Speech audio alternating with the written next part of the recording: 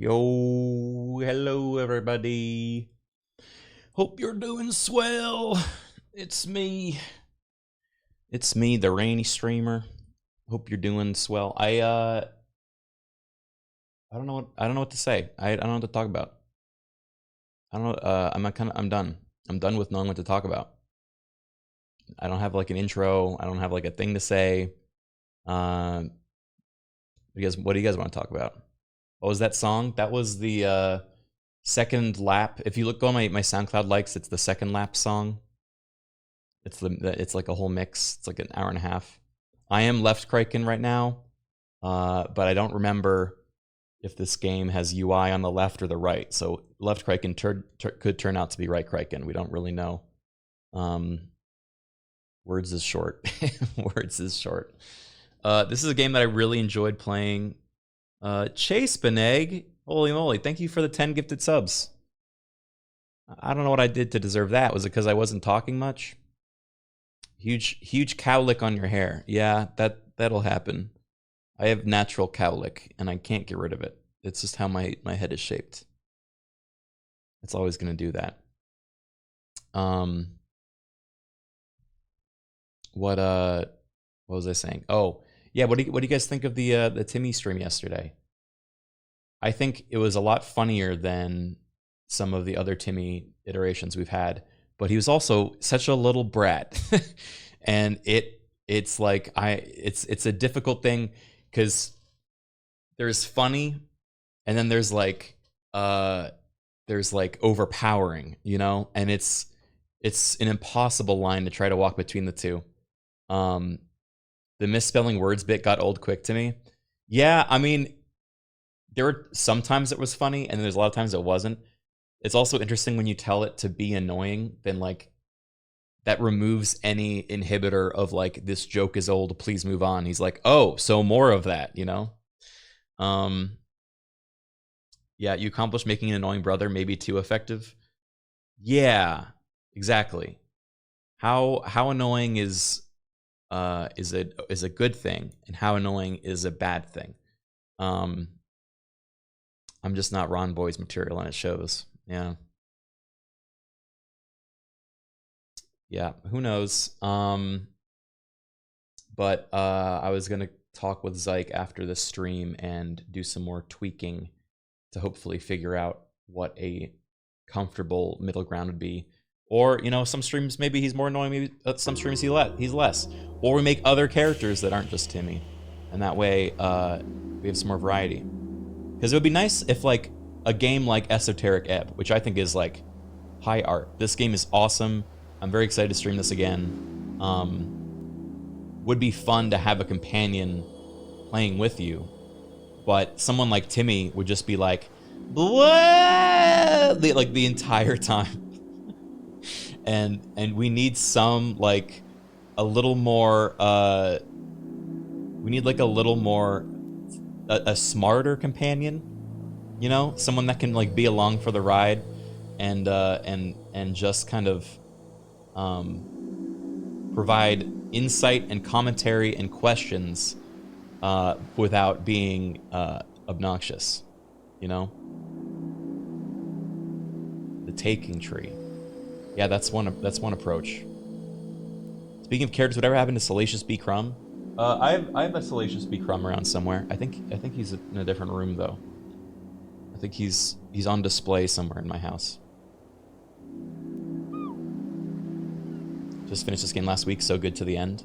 Yeah, I don't usually stream like story-heavy games, so I don't know if we're gonna be able to finish this, but I did want to give it another shot and see if you guys liked listening to it, because it is a lot of talking. It's a very narrative kind of novel-esque game. Oh my god, I still had a command for it. This is not sponsored anymore. This is just me wanting to play the game because I liked it. I'll turn that off.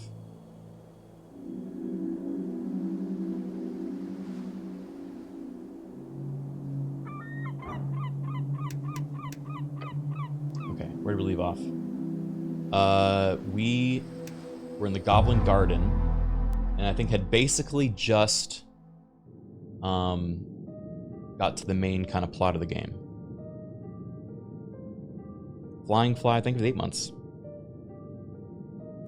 Also depends if people want to play themselves or not. Yeah, it is a story-based game, so if people want to play themselves and not watch the stream, I totally get it. I will say, I think you have a completely different experience playing the game depending on what stat values you have. As you basically, your internal monologue in this game is ruled by your stats, which you roll for at the start, kind of like a D&D game. And so my character, for example, has like really high intelligence, constitution, and dexterity, but really low strength and wisdom. And so whenever I get into an interaction with an NPC, my character's like, don't fight them. They're so much stronger than us. But at the same time, they're like, actually, this book is incorrect. Like, because my intelligence is so high. So I'm playing like I don't even know how to describe. This is like the most strange mix of stats, and it's kind of awesome. Admiral, thank you for the 5 gifted subs. I appreciate that. Thank you so much, guys. Low mask and low fem stats. Wait, what? Okay, so mask is, I guess, strength. Is fem wisdom? And charisma? The charisma's okay. I feel like my wisdom in real life is higher than any of my other stats. I think I'm wise, but low int, low strength, low int. I said low int twice. Low int times 2, low charisma, maybe medium con. Yeah, Blade Singer stats, sure.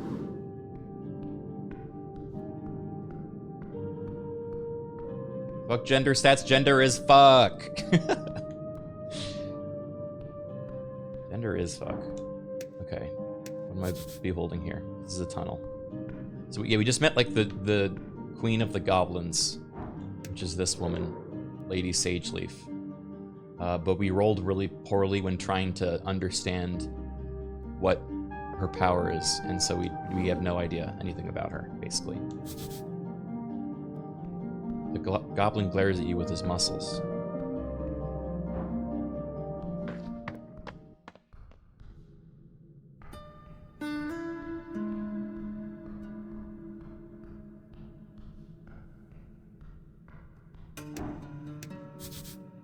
An almost intact and endlessly rising pillar, the centerpiece of Norbik. You look up at the pillar. Okay, also our character has amnesia, so if we're confused at what's happening, we woke up basically from death. We are a cleric in this city, and suddenly now all of our stats talk to us.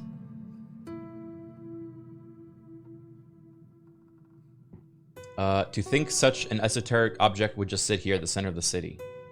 Not much else they can do with it. It's just a highly magical rock left over from a time before time, remaining until the end. A gate to another time. Looks a bit broken, cracked. Yes. While the pillar is indestructible, it was once under heavy siege, during the most intense moment of the Gate War. Several pieces of the pillar float around in the air, especially as it reaches upwards into the clouds above the city. What kind of power would be capable of damaging this?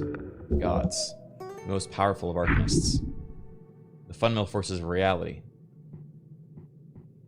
Can I make money off this thing? No way. They don't even take admission to see it, since it's such a trivial sight. It's a bit of a tourist destination, supposedly. Most people who travel to the coast have seen one before, so it's not that interesting. How many of these pillars exist? 8. Technically 4, depending on which scholar you ask. There are debates as to whether they are 8 pillars, 1 in each band, or simply 4 pillars that pierce the circular coast and stick out on either end. But ours is the best, right? They're all equally useless. They're all seen as status symbols by many, like a legitimization thing. But the fact is, no one has managed to make use of them in any way, despite their esoteric nature. Just a rock to you. A tingly esoteric rock. You can always attempt to focus on it. Oh no. Wisdom, this isn't your strong suit, buddy. Power. It whispers to you, unintelligibly. Touch it. You place your hands upon the smooth surface. The whispers get louder. It says something to you, something weird. No, wait. It's a conversation. One you don't take part in. Guess you can try to join in. Oh my god, I can talk to the pillar. BRX Bacon, thank you for the 48 months. This game's such a good vibe. It manages to capture the same thing as Baldur's Gate 3 did, with the D&D campaign vibe of dumb shit and serious stuff mixed in well with the writing. Yeah, the writing has been phenomenal in this so far. Wait, oh my god. I have disadvantage of this because there's a goblin following me who's impatient, so he's staring at me. Okay, I can do it. DC 9.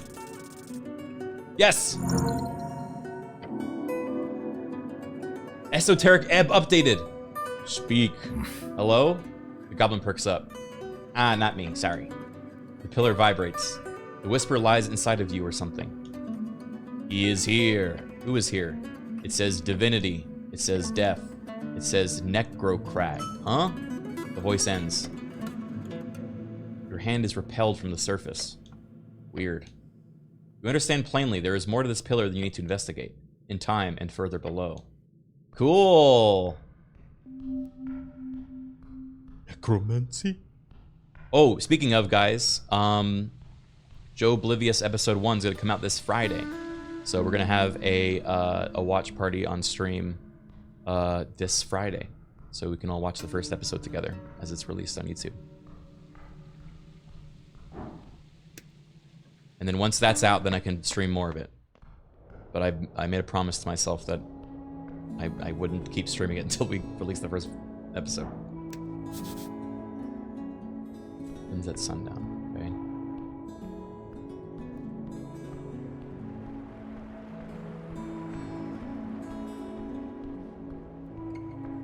Is a necrocrat someone who is voted in by their zombie servants? That's a fun idea. Can you imagine being a necromancer that, like, achieves power politically by raising so many undead that they overwhelm the voting ballots and get you elected? That's a good character for a D&D campaign. All I'm saying.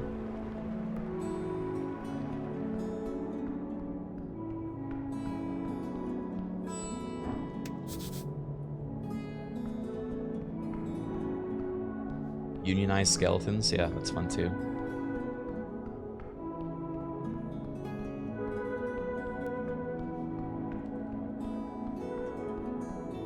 Florida voters. That's crazy.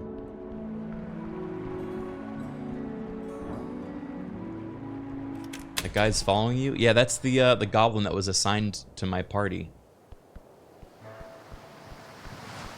We're supposed to figure out what happened. There was an attack in the city, an explosion at a tea shop, and this goblin is investigating with me. Approach the ladder once more. Okay, this ladder literally killed me last time we streamed this. Thank the gods you don't have to try so hard this time. Take the first step on the ladder, and then you are at the top. That's funny.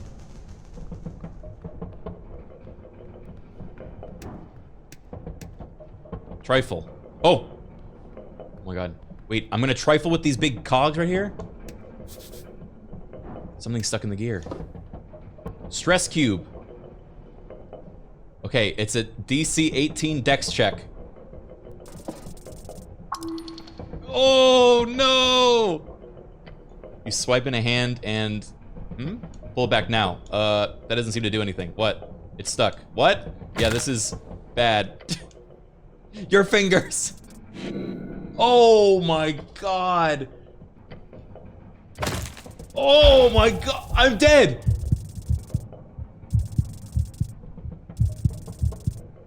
Holy shit. Oh my god. That was awful, but it was close. Cleric, what the hell? Wait, this guy just watched me stick my hand into these gears and then get ground through them and then spit at the bottom of the ladder. And he's like, dude. Be more careful, okay? Next time. Come on, you gotta try again, don't you? Next time. Come on, you gotta try again, don't you? My dexterity really wants me to try again. Can I take a long rest somewhere? Wait, no, I have cure wounds. Okay, we're back. Climb the ladder again.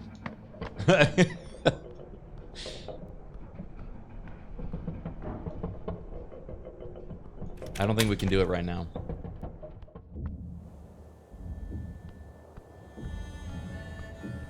We can short west. I can short west as well. Or one more cure west.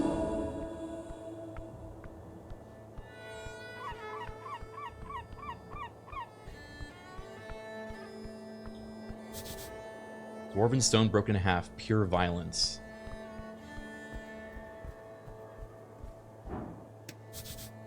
Street sign. You can look at it. The wooden boards have faintly glowing lettering on them. Floating just an inch off the surface, the names of several locations are spelled out. Common type of magical ink. Creates a permanent message on any surface, until dispelled, of course. It appears to be more advanced kind with a magic mouth-like ability. It can react to your commands and reshape temporarily. Okay. Which way to... Waterlane view. Down the temple steps, across the circle square, through the garden tunnel, over the pillar crossing. Guys, we came from Goblin Garden. That's where we started the stream.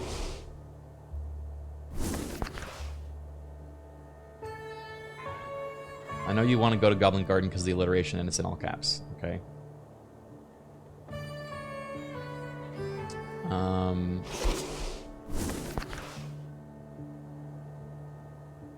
Oh, wait, they showed the different DCs of the different quests?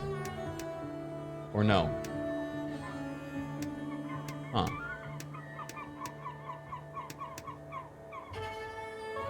I don't know. I don't know what that means. What does Shield of Faith do? Shimmering field appears and surrounds you, protecting you from damage. Oh, any loss of hit points is reduced by 1. It only lasts an hour.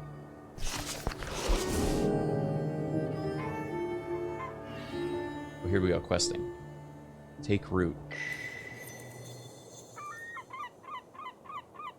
What'd that do? A dozen dwarves and an orc walk into a tavern. The orc turns to the tavern keeper and says, "Hey, give me a large one." The tavern keeper says, "Please don't turn this into a joke. There are real people. These are real people you're talking about." Classic wisdom. What's going on here? Let me continue. So the dwarves go, "The dwarves have struggled as a minority for decades. They deserve respect, nothing less. The political struggle is never a joke. A true statement. To lighten the mood is to ignore the very real pain in our realm. Whatever. Look, the gist of the story is the orc is hard at work improving this shitty little city. The dwarves are annoying and stupid. Got it? You believe for a second the orc wants this city to improve? No. You've seen too much to ever believe such a lie." This is some kind of debate, huh? Kind way to put it. The revolutionary free striders will bring freedom, democracy, and riches to Norvik. Last part being the most poignant. Let us focus on each of those points, one at a time. Oh, come on. Freedom. Free striders would only focus on helping the rich, and so on. Democracy. I like these are all failed roles. They do like that, but they're really corrupt also. Ridiculous. Riches. They might bring a lot of money to the city, but it's always going to be the factory owners and already rich folk. Yeah, because they actually work. This is silly. Without free striders, you'd probably be a farmer. Who the fuck wants to be a farmer? Farming is good, healthy work. Don't change the subject.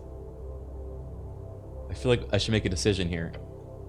Yes, you must retain the spirit of the Asgalian Revolution. After completing a quest branch, you can allow it to take root in your mind. When doing this, you must make a choice between available feats. Take a deep breath and stand up against the ever-growing wave of capitalism. You should choose Asgalian spirit and speech. With the feat, you restore 1 hit point for every hour that passes. Greed ain't so bad. To be able to unlock a better life for yourself, who wouldn't want that? You should choose Money Talks. With this feat, you make 50% more crowns on pickup. Whoa. That seems like a lot. What do you guys think? You are mostly dead. Yeah, that's right now, though.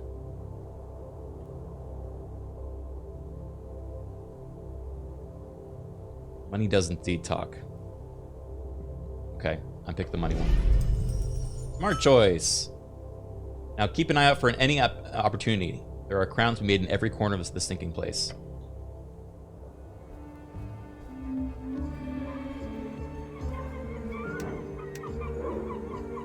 Lady Kamar Mountain Lamp. They're a cleric, a follower of the Holy Mountain. She hates you entirely due to your blood origin. Or maybe there's something else. Huh. Young Asgal Modisa.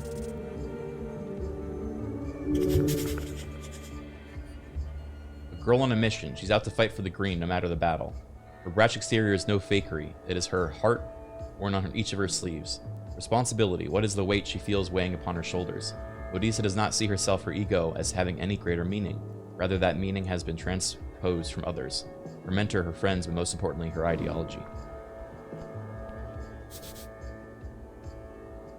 Okay, I'm gonna go there.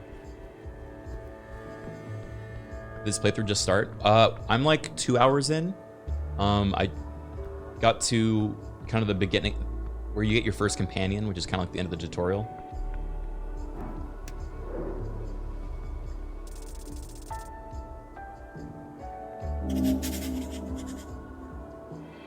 A tear, city sworn angel.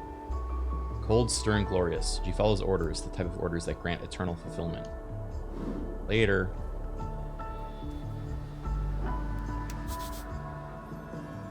Old guard tower. Ooh, truly ancient piece of history.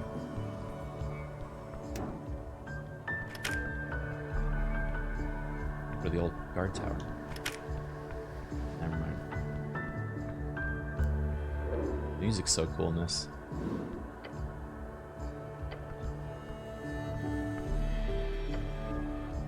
Let me try to remember. I think it's my journal. Here we go. Young and dumb.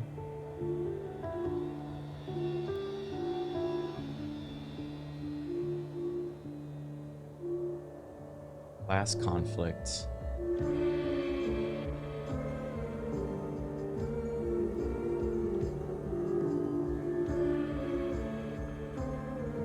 Oh, here we go.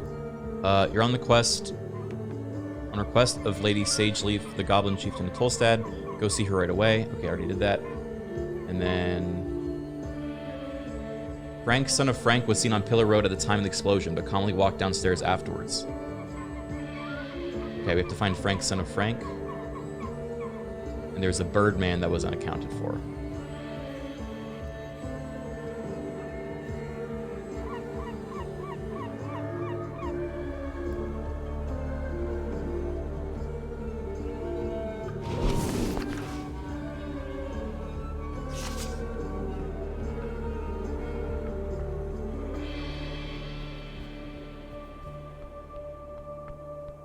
Check over here.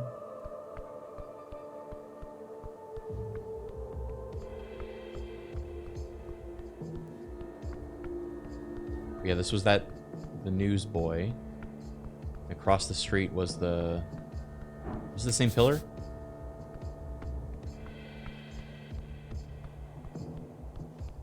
Why is that note on me? I think it's an item I picked up. Yeah, this was the tea shop that exploded. That's part of the mystery we're on.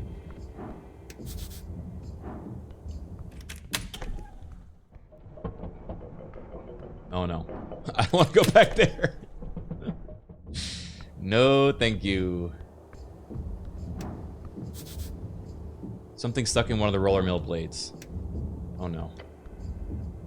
Looking at over the ledge towards the roller mill's blades, you see them spinning as per usual, except in one of them there's something stuck. You see a rod. Esoteric event? Interesting. Appears you spotted something interesting. The design is quite easy to spot among the mass-produced Arcana-era magic items. It is an immovable rod. What are you looking at? Oh, he mouths and stares at the same thing. Looking at a rod? No. Wouldn't it be dangerous to try to grab it? You could die, yes. But it might be worth it, maybe.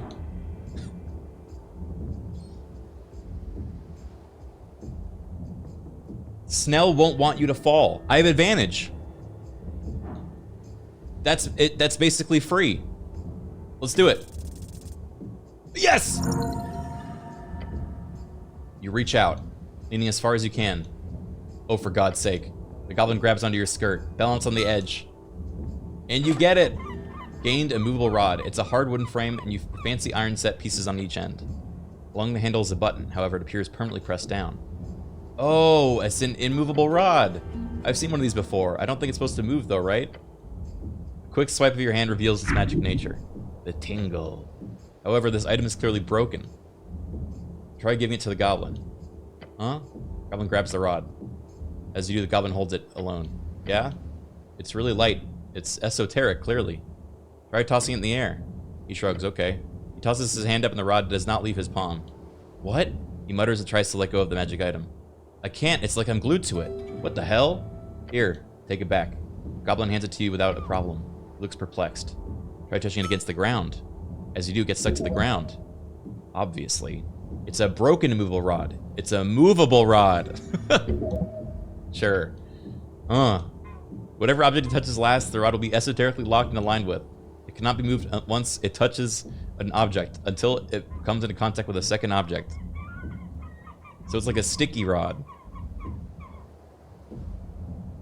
So what can this be used for? Used? Oh, nothing. It's quite literally a useless stick. Really? Well, if used very carefully, it could be a bookend. What constitutes an object in this case? That would be an esoteric designation. Usually determined by belief or common esoteric forces or set in specific rules left by Jor. In this case, it seems to indicate a dynamic object connected via mass. Were you to cut off your arm, that arm would be a new object. Were you to place that arm on the ground, it is not a new object. But were you to, for example, staple the arm to the ground via pitons, then it could potentially constitute as part of the ground, depending on how harsh the defining forces were in this particular case. Either way, there's no real use in defining those rules right now. It would be better interesting for a further study at a later date. You know how it works? It's stuck to one thing, and when it touches a new thing, it's stuck to that instead. You got it. You're so smart. Well done. Fuck off. It's a cool stick. Yeah, it's a cool stick.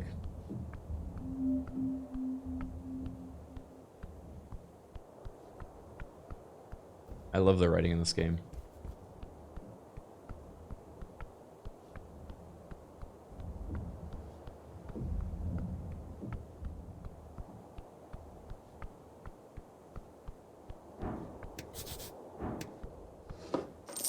Yay! 12 crowns! I don't want to go there. Real bikes. One bike stands out to you. A handful of bikes are stationed on a local rack. Bike racks are stationed in many places around the city, usually in locales with lots of stairs. Not a lot of bikes. The usual commuters are probably too scared to head past the tea shop. This particular bike is yours. The bike says, check the chain lock. You lean and take a closer look. The rusty chain seems brittle, but wrapped so hard around the tire that it could be annoying to get it off. Why would you wrap it like that? Wait, this is my bike? Yes, you fool, keep up. Sure is. Best way to travel in Norvik, except, of course, on this godforsaken island fortress. Where's the key? Not here. Did you lose it somewhere? Don't go wandering around looking for your key. It's just a bike. The key's not important. Well, it's probably in the river. See something strange about this bike, Snell? No, it's a bicycle. He is impressed. You like bicycles? Not particularly. Want to know a secret? Not particularly. This is my bike. Yeah, that seems to add up. He's implying that this rusty old bike suits you. I love this bike. If I remember where the key is, can I bring the bike with me? Takes a breath. First of all, don't ask me. You're an adult. Do what you want. Secondly, how the fuck are you going to take a bike around Tolstad? You're going to carry it? Up and down the stairs? This bike rack is set up where people can't leave their bikes. Okay. Sounds a bit annoying. Yeah. If you find a pocket bike, that's another thing. Bye-bye, bike.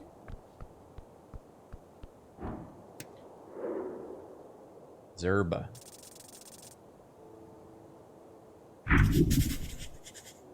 Girl born from an Asgilist wave in an Asgil household, come from a fallen Asgil state. She is an Asgilist. Dangerously shy. She needs good friends and better mentors. That is not you, by the way.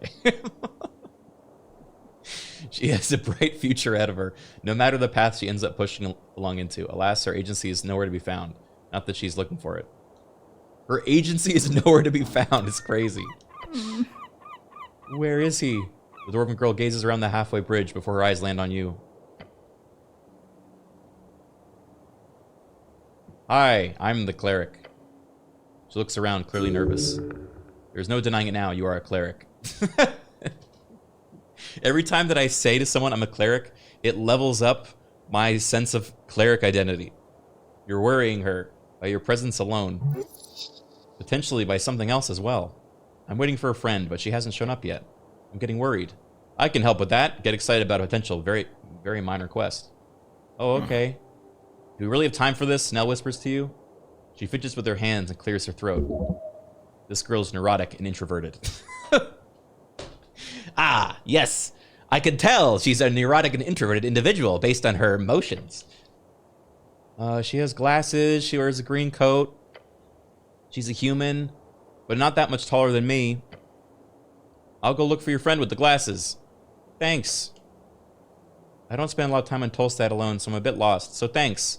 I'll go look for your friend with the glasses. Thanks. I don't spend a lot of time in Tolstad alone, so I'm a bit lost. Okay.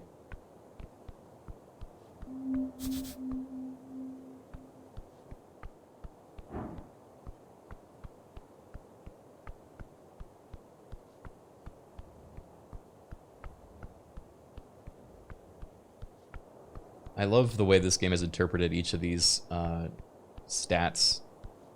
Each of their voices are like so unique. I also feel bad because in the campaign that I was doing with Joe, where he was DMing this basically. Oh, no, do not. Did you just let me get this clear. You find yourself out in Pillar Road. You see a cardamom treat in the bin. It's been there for God knows how long, and you think to yourself, what the hell's, I'll eat some trash. Calm down, it's not trash. Rationalize eating trash. It is done, you're too late. Hold up your prize and smile. Listen, man, maybe you don't know exactly what's going on here in this world of ours, but you don't need to lower yourself this way. Taking stuff is great, but you can't just take a half-eaten pastry out of the trash, man. The goblin glares at you. Rationalize eating trash. And how are you going to do that exactly? Cardamom igote. Stop this dwarvish nonsense, it's beneath you. Hold on, let's clear this up a bit. This cardamom treat, was it in the garbage or above the garbage? Adjacent. Adjacent to the garbage is still garbage. Will I ever recover from this? Sorry to say, but you're officially crossing the line between man and from bum. You are now a bum. Go enjoy your tasty treat.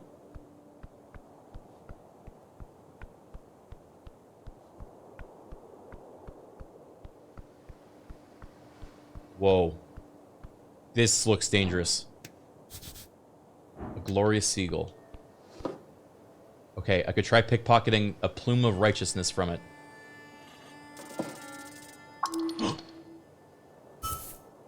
Yes!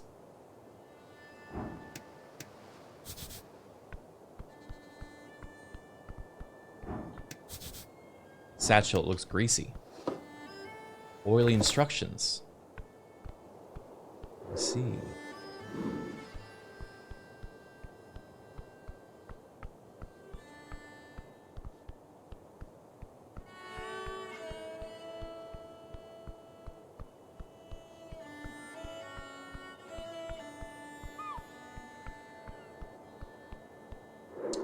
Where should we go next?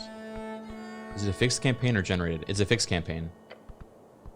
But based on the stats you roll, dialogue is very different.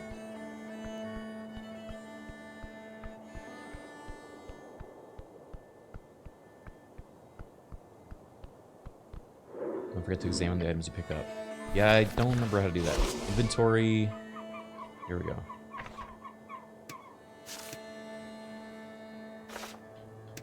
Examine. Oily instructions. Read it. It's quite lengthy. Huh? Goblin leans over on your shoulder and reads it as well. The first step to understanding esoteric memorization is understanding the underlying powers at play. Drawer strings stretch across the coast, invisible to the eye, yet connected to all things living and dead. A spell is simply a set of rules you must follow in order to manipulate those strings in an esoteric effect. Yet those rules are themselves esoteric in nature. As such, most wizards will find it impossible to remember more than a handful of spells at a time. Newbie wizards, maybe.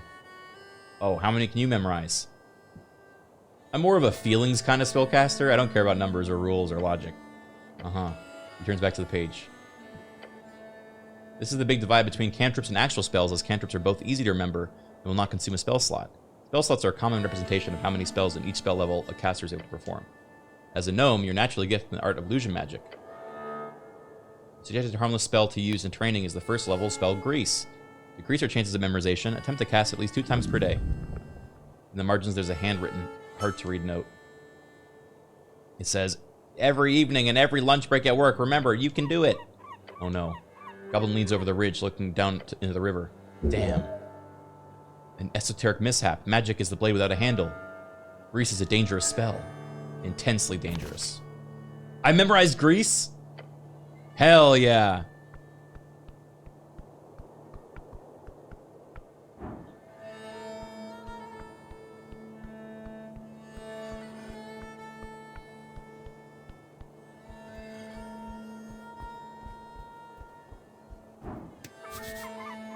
Tree rising far above, a show of nature's true force. Look up at the branches. The wind causes the leaves to dance. Wait, between the branches, high above. Oh, oh! Is that a hole in the bark? A hollow, just wide enough for you to stick your hand inside. There's something up there, something shiny. A nest? Yes, get up there now! It could cause you great harm if you fall from this height, and heights are scary. The branch shudders in a sudden gust. I'm not telling you what to do, but it's just not doing that. Climb the tree! You grab onto the trunk. Pressing your entire body against the rough bark, you slowly make your way upwards. Go, go, go, just a bit more. Okay. Please get down from there, cleric. Yes! Natural 20!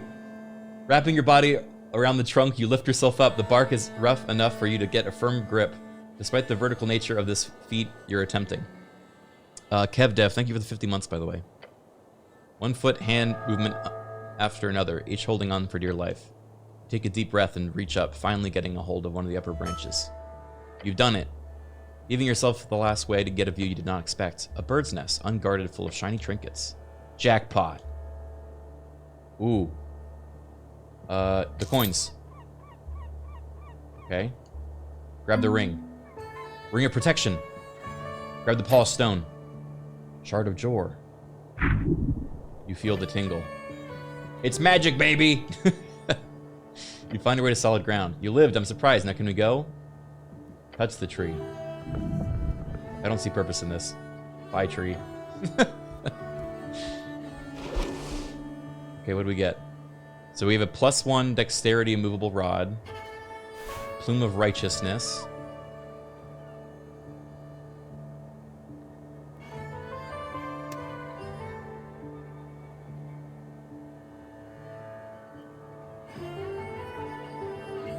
Dampens high damage. It's an accessory, okay?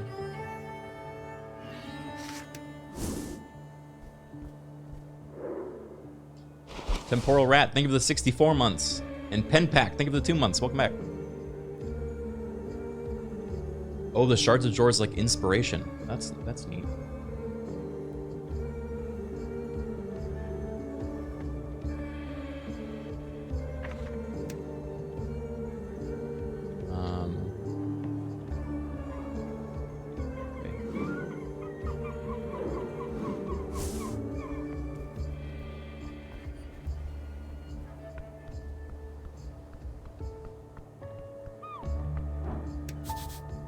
Rough letters spell out Our Lady's apartments.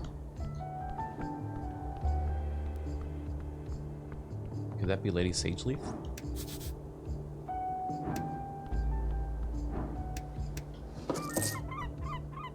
Man, that was a good perk to get. We're gonna get so much money.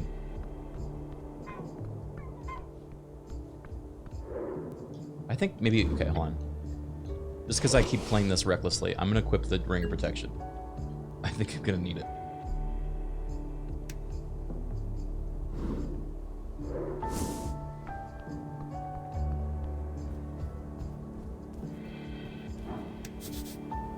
Divine Shrine untended for decades. Oh wait, this is on the way to the Goblin place. Oh, and that was the imp guy we talked to. I'm remembering now. Goblin wall art. This is where we came up.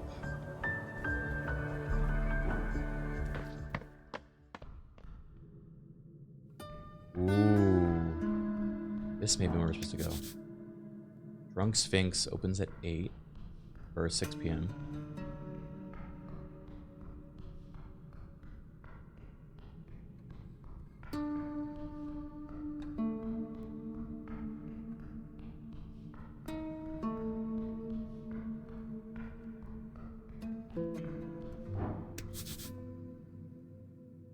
Simi, son of Strokeback.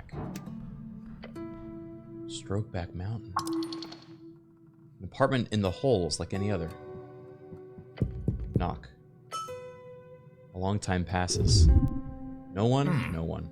Guess we'll try again some other day. Sadly, you can't pick these doors. They've got special esoteric keys. Okay.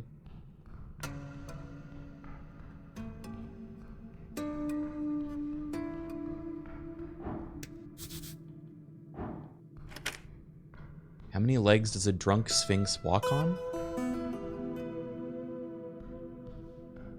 Dramarcos, are you like... Are you currently being riddled by the Sphinx? And you're like phoning a friend and went to our Twitch chat hoping to get the answer? Yes, help! I'm running out of time! 4 in the morning, 2 in the evening, 0 at night. Yeah, try that.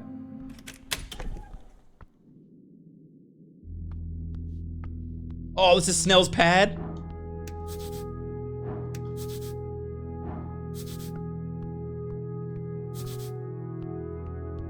Family.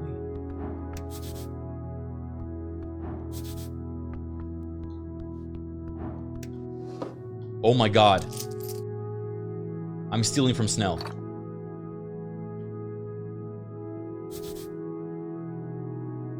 Ah, Bagatelle! The Goblin has some good taste then.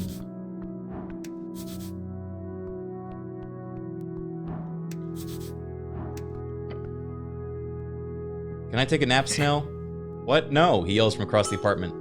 Do not even think about getting into my bed. You can join too. That's definitely worse. Come on, let's have a buddy nap. Even worse. Look at the mattress. The mattress is extra thick. Probably expensive. This material goes on for extra in every outlet. However, the claim that these contain YM silks is ridiculous. Anything over a tiny fraction would make the bed half invisible. A scam then. Pretty good scam. Thanks, bed. I like how you thank everything you interact with when you leave.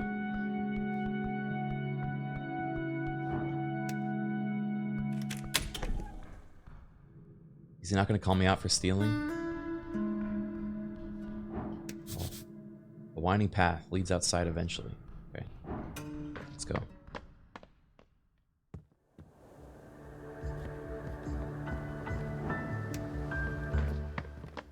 This game is so beautiful.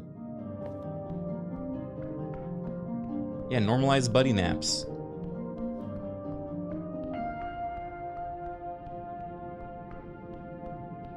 Oh my god, back here! Wow, I've accomplished nothing here. Guys, we're back in the Goblin Gardens.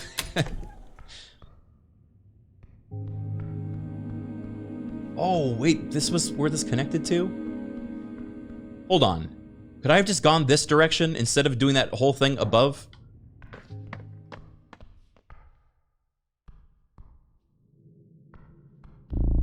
This is crazy. The city below. It's just like Dark Souls. Something soft latches itself around your ankle. There's no time. It is a trap! It's a trap! The idea of dexterity screaming. Nope. It tightens around your boot with a violent tug. You're forced to the ground, hitting the back of your head on the steps. Ow. Cleric! No, no, no! You're falling, but not far. With a painful snap, your descent is stopped, and you're left simply hanging. Look up at the rope. It seems like I'm in a bit of a pickle. The goblin leans over the edge with a frown. The mechanism is below. I can't reach it. Can't you get a rope or something? No time. Just take a deep breath. You can make it. Help! So what's the plan here? You're going for a somebody help or just a guttural fear-inducing howl? Somebody help! Your voice echoes up and down the stone spiral. After a few seconds, it fades. If you don't shut up, I'll cut the damn rope. Now climb! Look up at the rope. It's snared tight around your boot. Should keep you hanging for a long time. You see how it's connected to a series of pitons wedged below and in the side of the stone walkway. Next to you is a hanging rock. It acts as a counterweight. A terrifyingly efficient yet surprisingly simple contraption. Whoever set this up is an expert. You had no choice of noticing it before it went off earlier. The trigger must have been a hair-fine cord or something. How long can I hang like this? Not long. Your skull is pooling. Within minutes, you'll lose control of your mind. Humans can stay upside down for approximately up to 10 minutes. However, major issues might occur after only half that time. Alright, pull yourself up. Wait, look, I got all these DCs to lower it because I rationally understood the situation. No! A deep breath. You heave yourself forward, grabbing the rope attached to your ankle. Your muscles strain. The pain and the weight is too much. You've been hanging here for too long. You must try again. Your quest cannot end here. One more time, cleric. I'm not telling the old lady you died on my watch. You feel the numbness spread as you heave upwards, one gloved hand grabbing the rope, then another. Through sheer power, you pull your entire body upwards, climbing higher and higher until a green claw grabs your hand. Your goblin companion groans as he helps you up. You roll up over the edge. Your fingers dart around your ankle, desperate to remove the clutched rope. You rip it off and toss it to the side. Free, safe, alive. What kind of evil piece of shit makes a trap like this? A skilled hunter, most likely. This is no mechanical contraption, just a series of pitons and strong rope. The goblin stumbles back. Fucking hell. You realize you've been holding your breath. Your lips probably turning blue. Breathe. You are alive. Thanks, Snell. He nods. That was a nasty trap. I don't think I would have noticed it either. But still, don't let that happen again. Thanks, Snell. Check out the rope. Extremely sturdy rope. Baskil hemp. The type to grow in the border between Heishi and Kargamesh. I love how we're just getting useless facts because our intelligence is so high. Whoever placed this trap is an extremely well-funded or highly resourceful individual. Creepy. Don't know what that means, but I like the look of it. Okay.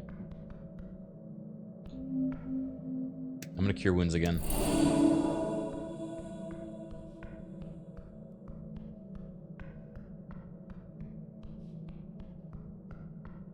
Rat. It's a rat. It's not really running from you. I just picked him up. He's just T-posing. What's this rat's deal?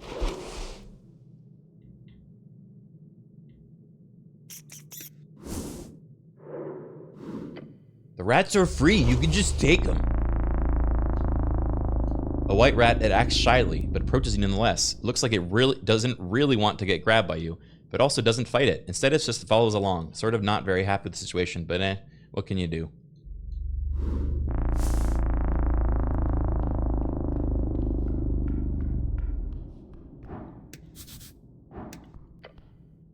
Approach the firmly shut door. They appear to not open. I hate these things. Ouds sprouting like weeds across the dungeon. Terrible, horrifying even. Oud? One-way door. Taps the wooden surface. Completely impervious to damage and force, unopenable, via whatever esoteric bullshit keeps this place afloat. Unless you stand on the other side of it, at what point it opens like the door of a friend of Robe Light Night. So I'll need to find the other end to open it. That's logic here, yes. I like it's just like the Skyrim hidden door system. Shard of Jor. That looks scary. Oh, did you see it? Gnomes.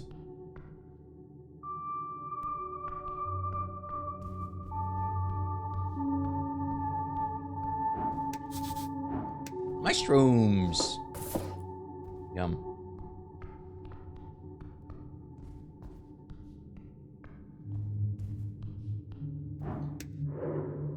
Moongore HWBT Guardian.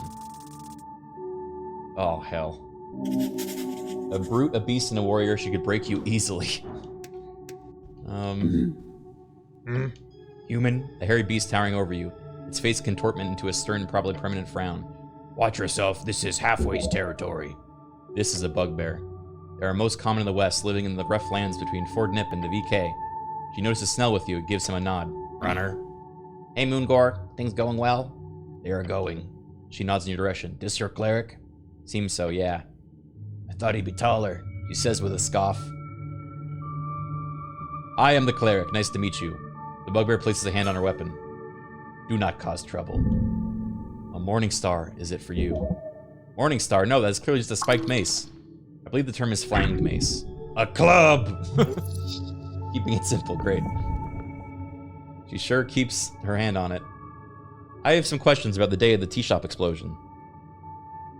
I felt a slight rumble in the earth. So nothing too out of the ordinary. Nothing I have to tell you, human. Have you seen a man in yellow pass by here? She grunts. Is that a yes? Grunt back.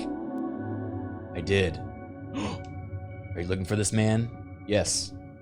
The bugbear shows you a deep frown and says, if you see him, stick a knife through his heart for me. Wait, why? I saw him approaching from the pillar chamber. Told him to stop, a step away from halfway turf. But the bastard, he cast a spell on me. That handsome, huh? What? No. He was ugly, as the rest of you. You think I'm ugly? I cannot see your face, human, but I would assume so, yes. I saw him approaching. He wore an ugly yellow robe. When he said a few words, I suddenly happily allowed him to pass. A charm of some kind. I was helpless, like a kitten. God, I hate kittens. I want to run away from her before it's too late. I like because my strength is so low, I'm just a coward. I'll avenge your honor, salute her, I swear. Okay. Phylogenistic agenda updated. Do what you want, I do not care. She actually kind of does. You catch her glancing at your figure.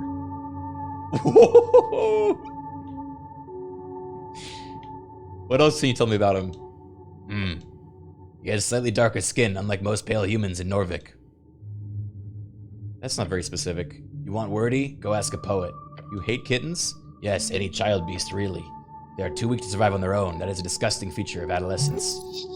This chick is crazy. In which direction did he go?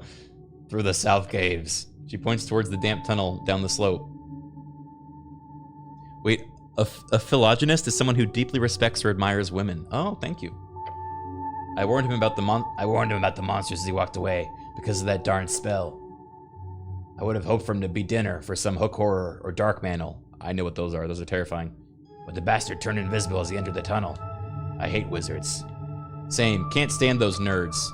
The bugbear lets out a grunt. You look like a great warrior and woman. Attempt to flirt. I do not look like it, human. I am.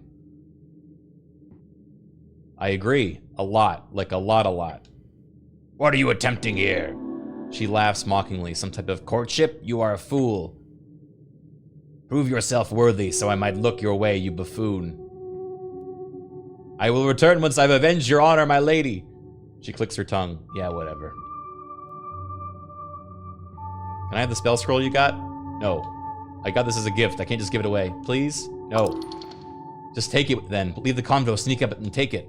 Only suckers ask for things. Okay. Okay. Okay. Okay. I love Constitution. This was the kind of rocks you can stand on to gain attention? Oh, shit. Okay, we have to avenge her honor and then come back and I'll stand on that rock. The most central part of the great Bracken tree of Tolstad. It spreads it looks like a 1,000-footed spider. Hello? The tree does not respond. Alas, I don't think it's got a mouth or a brain. I guess you could talk to it with some magic, then again, I'm no expert. They are thick and create a vast, tight forest.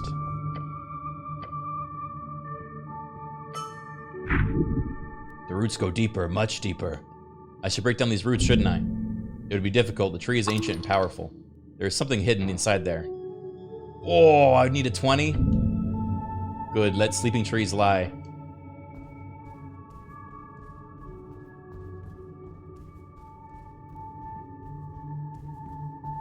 Is this Criken's way of getting out of playing Disco Elysium? No, this is Criken's way of playing Esoteric Ebb and then maybe playing Disco Elysium afterwards. He likes this game and people liked watching it. Ooh. Got a longbow.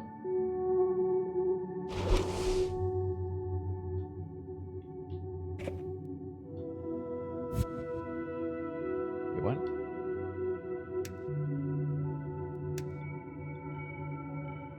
Did that not work?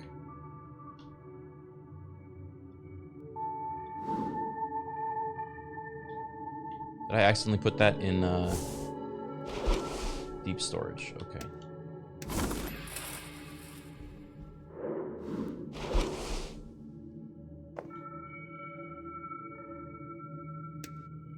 There we go. Cool.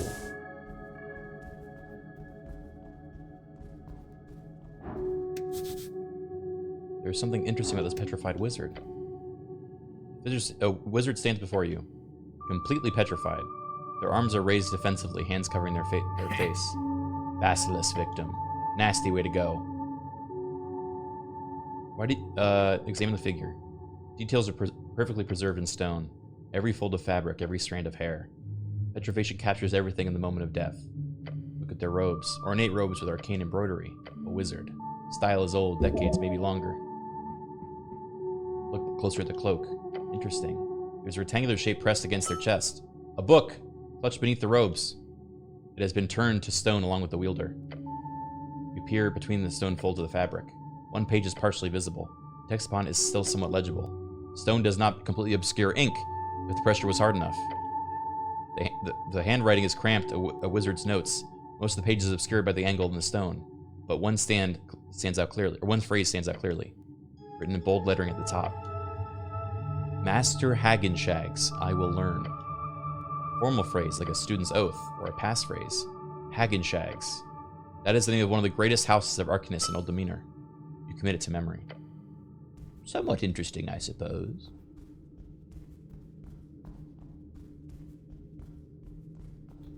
Okay, I'm going to... I'm a little worried that this next part's gonna kill my ass. But I don't know if there's a way to save. There is a way to save. Okay.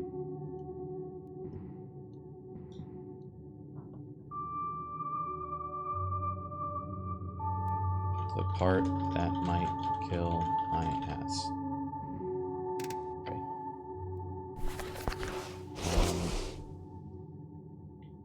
I'm going to... I want to cast a spell. I need to remember how to do that. Uncure wounds. Shield of Faith. Okay. So now I take less damage, and we're going to go to the scary area.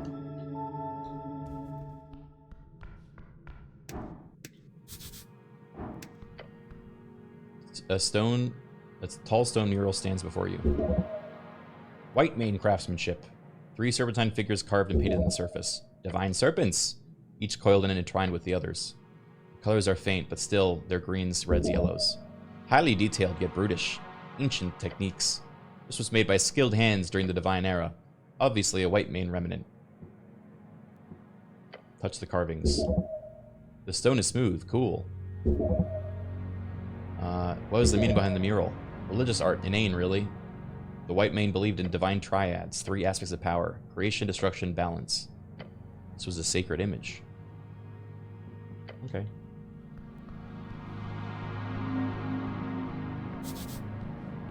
Beware the crunch. Please don't step on the literal human skulls.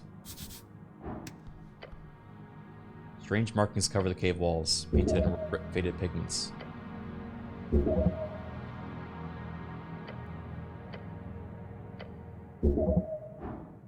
Some kind of ritual or dance. Analyze the painting's age and origin. Yes! Natural 20! You study the figures carefully. The pigments, the style, the preservation. It's not white mane nor snail folk in origin. These paintings predate all of them. Before the snail folk? Yes. Before the Fade era, at the earliest. These should be dated by the Gate Wars, long before recorded human history. They do look quite alien.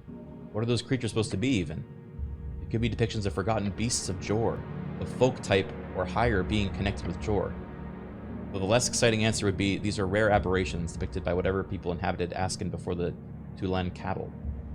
I choose to believe these are super interesting alien artwork and that haven't been left here below the city. Right. They predate the snails.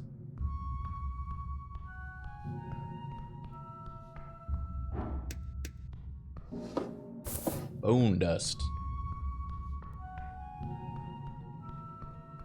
Uh-oh. Fancy hat. A yellow hat. Grab the smooth fabric. It feels expensive. Yeah, this is like 1,000 crowns worth of esoteric cloth. Whoever dropped this is either rich as shit or had run in from something really dangerous. Your companion looks around, a bead of sweat rolling down his brow. Our Frank must have gone through here. Keep an eye open. It is yours now. Shit.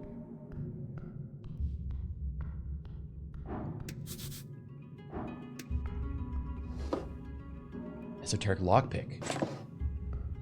Nice.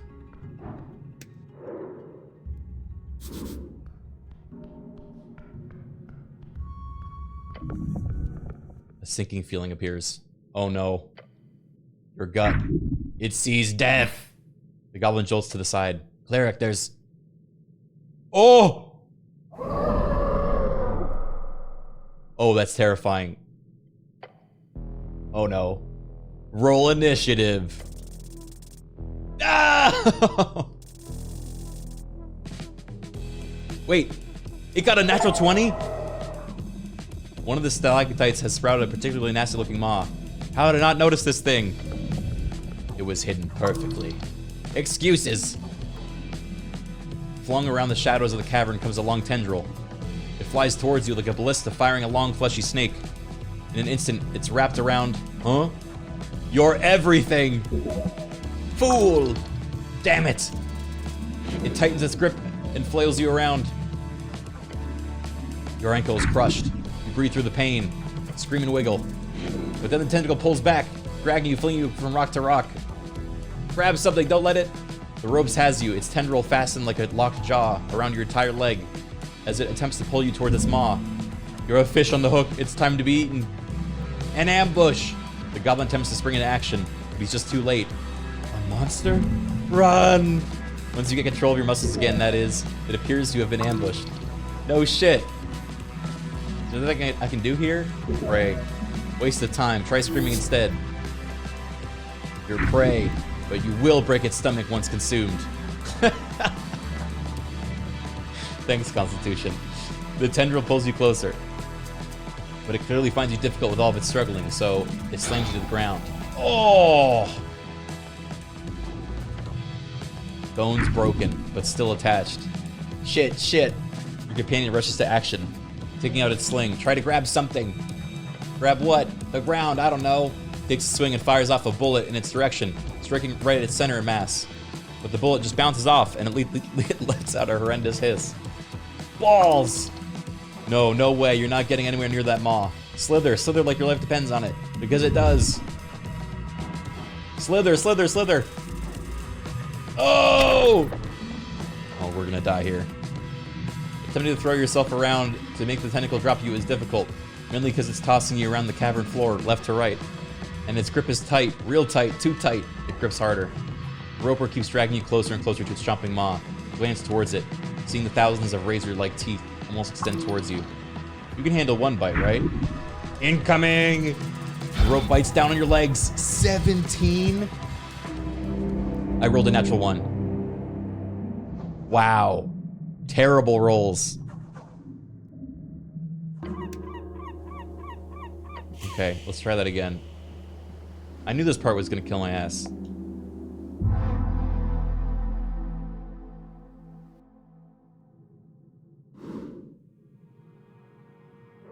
Okay, what can we... I think I need to increase my dex.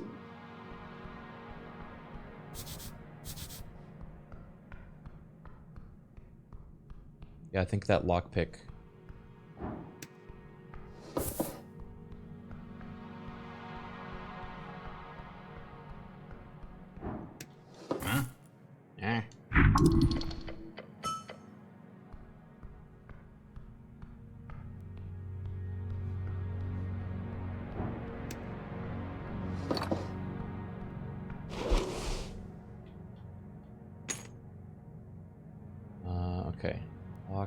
Esoteric.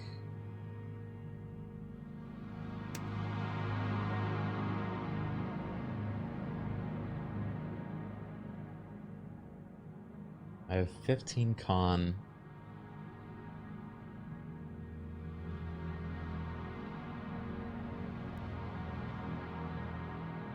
Plus 3 dex, this seems good. Could also get one more. Cost of... Okay. Well, I probably need the protection, to be honest. Alright, let's do it.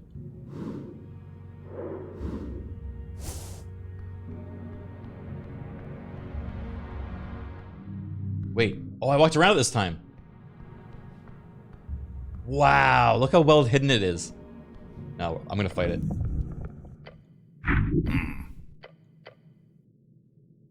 That's so cool. Namu Jeff, thank you for the year-long resub. Roll initiative. Okay. This time it's much better. One of the stalagmites has sprouted a particular mass of moth. Okay.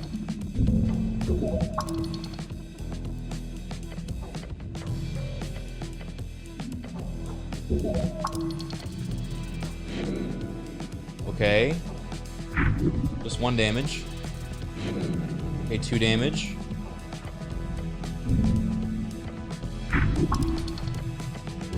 Okay, slither. There we go. You spasm. You spasm harder. Each loosens the grip of the beast. Following the violent flinging, you kick and flail and rotate and dance like a beautiful dance imitating a fish on land. Great simile. Shut up. With a final violent limb toss, the tentacle actually loosens quite a bit. That should make it easier? Shit, shit. Companion is rushing to action, taking out his sling. Try to grab something. Just scream and feel sick. He takes a swing and fires off a bullet in its direction, but it bounces off. Balls. It's finding it difficult while you're struggling. It slams you to the ground. Oh, this is so much damage. Also, 8 damage wasn't enough for Ring of Protection to help. Okay, last try, break free. I just need to beat a 6. Yes! With a deep, animalistic groan, you push for yourself to the limit. Your body in a fight against the rubbery appendix of despair. No more! Break loose for real. You get a hold of it as it slithers around your leg and rip it to shreds. The beast shrieks as his tentacle is left broken by your incredible display of power. You are free. One last breath. Come on, Snell, he whispers to himself and lines up a shot, just like target practice. With a snap, he launches the bullet. It hits the beast right in the eye. Yes, take that, you piece of shit. It roars and it's bleeding from its central eye, but it's still standing, now just angered. Just one more shot, keep it distracted. The beast lunges forward, way farther than you expected. Its maw brushes up against you and bites down. No! Oh my god. It goes right through your chainmail, a deep wound, gushing blood. Cleric, shit. I'm okay. Cough up blood. This is the end. The beast will be felled! There's no way. There's no way. I'm punching it? No. You swing, and you hit right on the rock's hard hide. You hear a crack coming from the wall. I take a damage. Like punching a boulder. A monstrous boulder. Fools. You're holding your breath. I almost died from that punch. Snell gives you a nod as he twirls one last bullet from his sling. With a loud snap, he fires it. The echo dances around the cavern, ringing in your ears, along with the horrific screeching of the roper. As the bullet hits it straight in the large, unblinking eye. Gotcha. It shrieks and pulls back. The terrible noise disappears in the abyss. Tentacles writhing, the roper blindly flees. In its panic, it runs straight over the edge. Oh. You fill your lungs with air. Your knees are weak. Goblin leans on his knees and groans. That was tight. But, well done. You too. Great job, Snell. Thank you for saving me. I am a hero of the city below. I give him a thumbs up. He returns a thumbs up to you as well. He's pained by making such a cheesy gesture, but you clearly earned it. Aww. That was so sweet.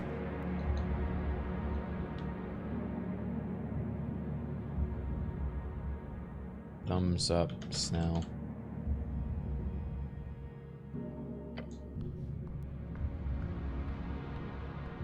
This went so different from my encounter that rocked.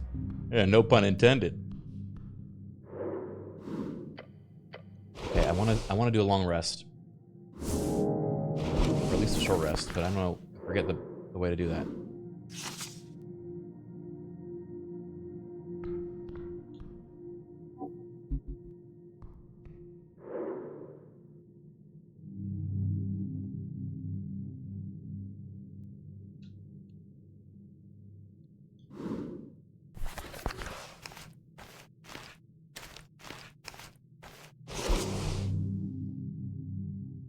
Diamond shape? Problem is I'm using keyboard. Okay, I'm just gonna click on it. Spellbook. Your wounds, shield of faith, or rest.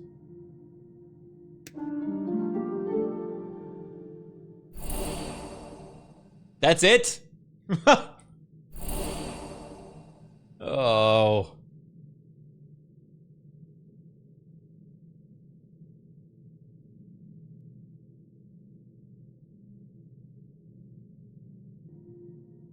Again.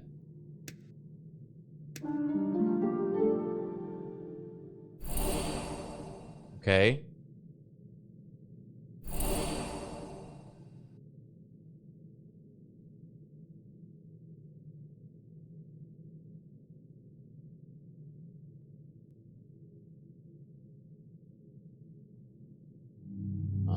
And then one cure wounds.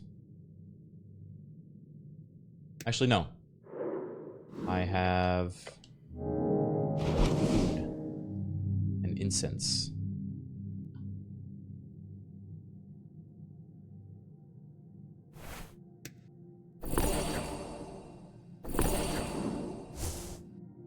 Okay.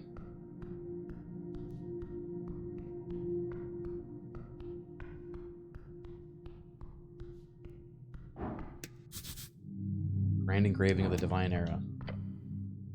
Among the fallen and the broken of an ancient world lies among them a single structure. At the top, a cracked lion's head glares at you, a one-eyed lion with a single dark and empty socket. It's a shrine, isn't it? You seen anything like this, Snell? Sure. Looks like a normal cat thing. There's tons of them all over the city, if you know where to look. Are you some kind of cat expert? No. He speaks the truth. Hard to tell exactly what's going on here, due to the rubble and the dust. You could try investigating more closely, but remember, the white manes are famous for their traps, so be careful. Does it work? You may prepare spells here, yes, somehow. Shrines like this often hold a latent connection to Jor's strings. Investigate the shrine. Oh!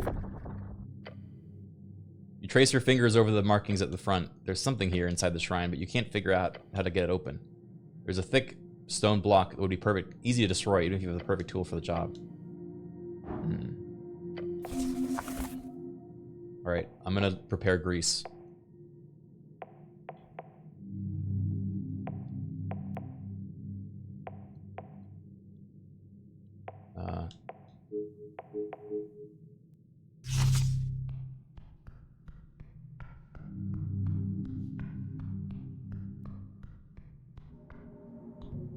What does grease do for me?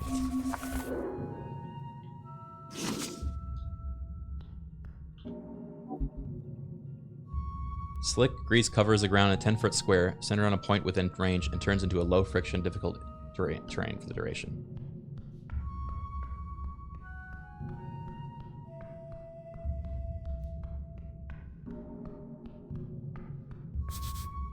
Who put these barrels here? Oh, the one-way doors.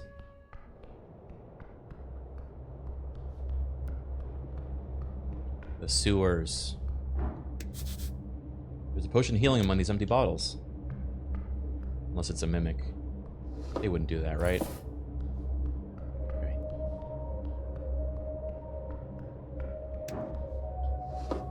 Apples. So much food. The grill. Some crates. Esoteric stove. At the end of the path, you encounter a stove. Around it sits some crates and what looks like a ragged bedroll. Is that a crocodile? Do you see it?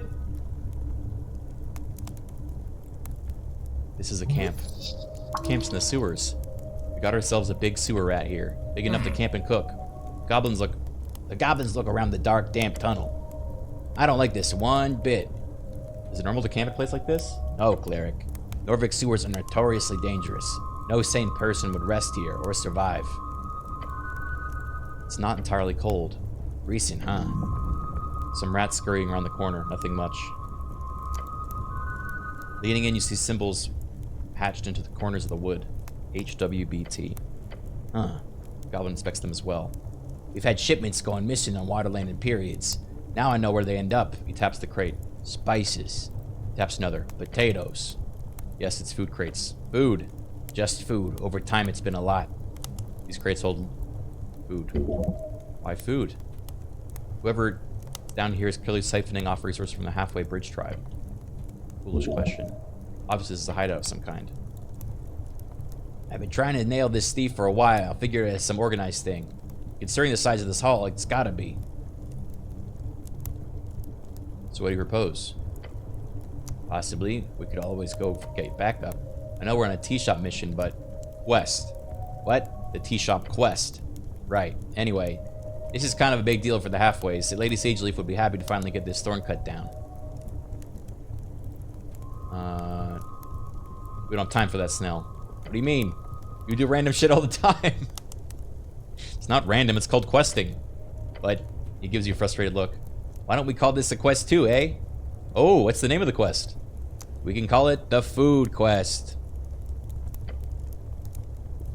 Oh my god! Oh my god, it's behind us! Do you see it? Look! He's coming! He's coming! I'm in dialogue this whole time. This thing's creeping me out. You're telling me. I am Snell, I just did. You're telling me. Charisma's like, you've heard this phrase before. Don't comment on it. I am Snell, I just did. No, it's a saying. Saying or telling, you're still just narrating. It's quite strange.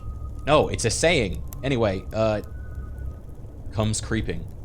I like how my constitution is like warning me.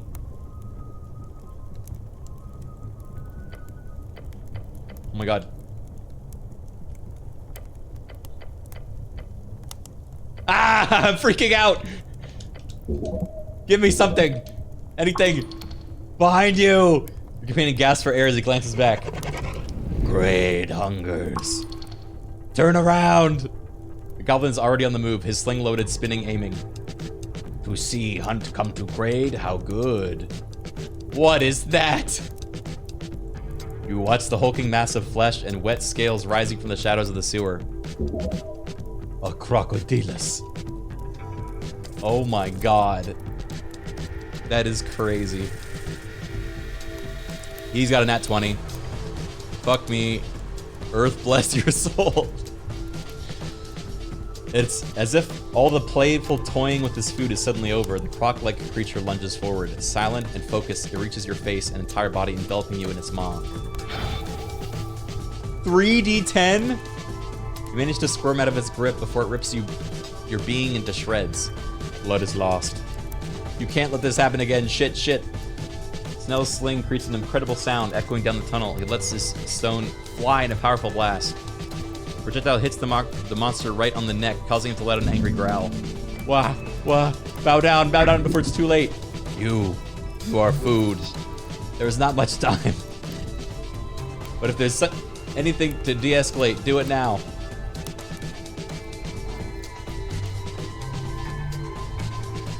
My life is yours, beast. No! It stares at you with cold, blank eyes, yet it does not strike. A beast who develops consciousness, but lives without care for others. Fascinating. The goblin hesitates. Inches away, the croc creature makes a deep growling sound. No hunt, no struggle. Brah! Fight struggle like rabbit. gives you a shove with his claws. Goblin sends a quick glance between the two of you. No, I don't want to! Kraid is bored. You are a cleric, no? The Goblin takes a deep breath. Then he hisses at you under his breath. Do not push your luck. Yes, I am the cleric. The Crocco's beast tail whips around, sending dust up into your face. Others are starting to notice the cleric in your step. Do not be trouble, and Kraid will not be trouble. The beast lumbers over to the encampment. You look on, taking heavy breaths. Snell leans on his knees. He appears to be shaking. Adrenaline running out. Weak knees, dizzy skull. Kraid sits down on a crate in front of the little stovetop. Hunt is done for daytime. Now is rest and cooking. What in the world have you stumbled into here? Wow. I can't believe we won by being a coward.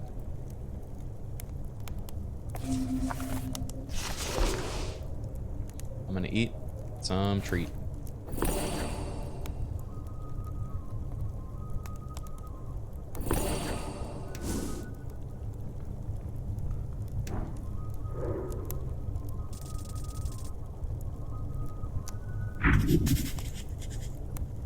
Mad flesh-eating beast of Jor from the swamps of Hakesea. Why he hasn't eaten you yet, you do not know. A masterful chef. His passion is cooking. Fried, stewed, pickled, boiled, Kraid knows it all. And his palate is expansive, you included. His restraint is not from etiquette nor kindness. This is a monster, spawned from generations of hunters infected by the red mist of the Tree of Spiral. Hags! Hags made him! He is birthed from evil! I love hags. He's level 11?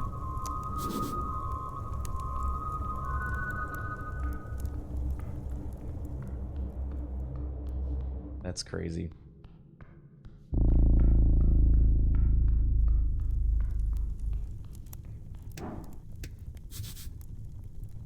That's an esoteric pocket. Oh wait, we have advantage on esoteric stuff if I equip this.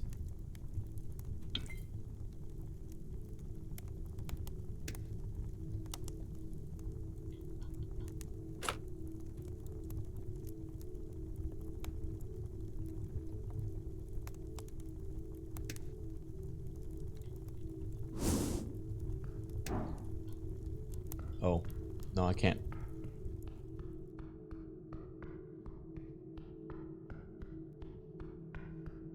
This game is so cool.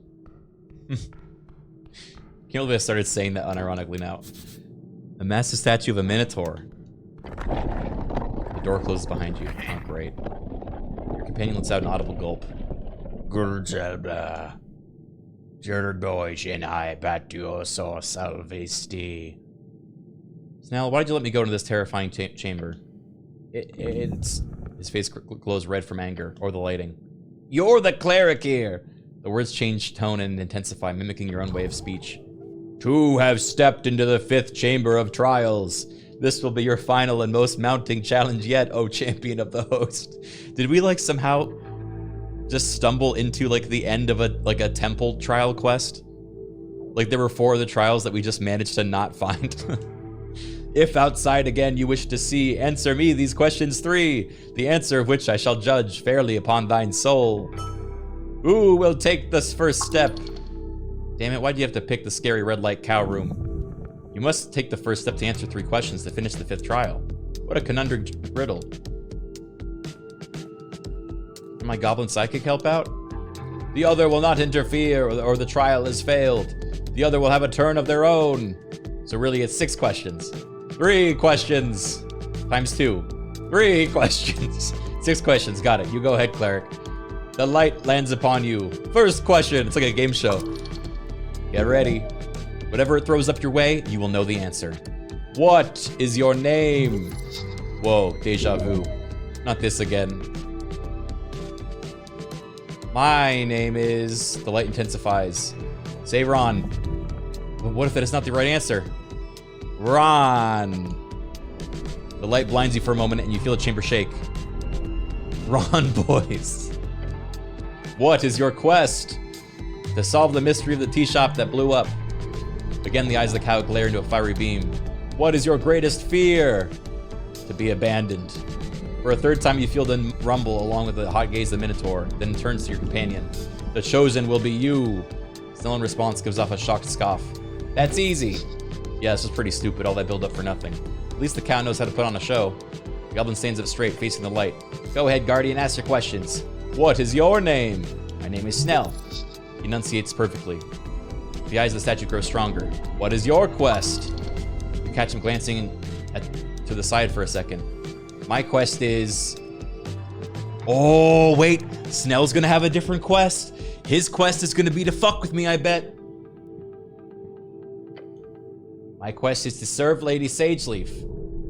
Again, it rumbles and you get the crescendo to the final third question. Nothing bad yet. Very nice. Snell looks confident. What is the scholarly definition of numinism?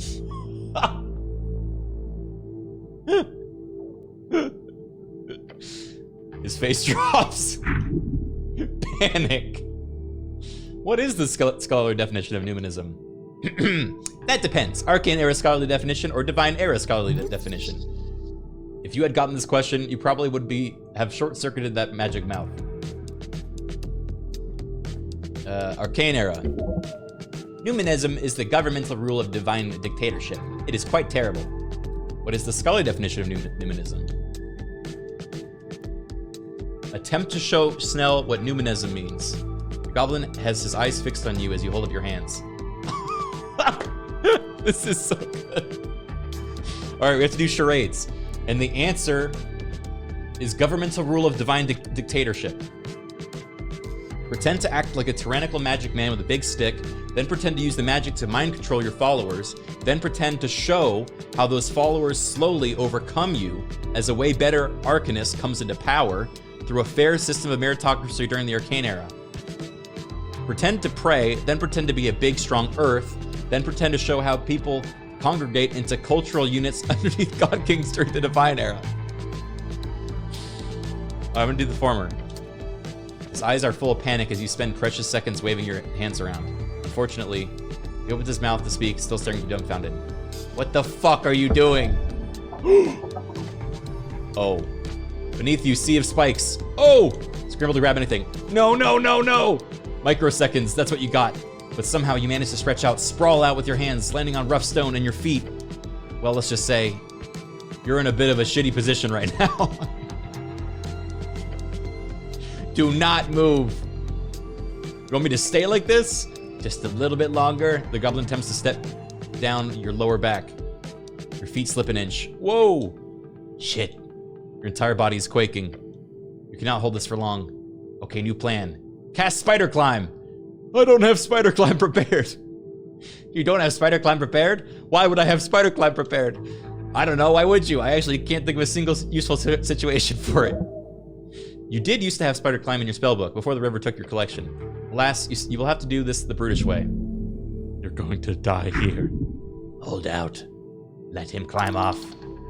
Well, if you fail at holding on, won't that kill you right away? You will hold on.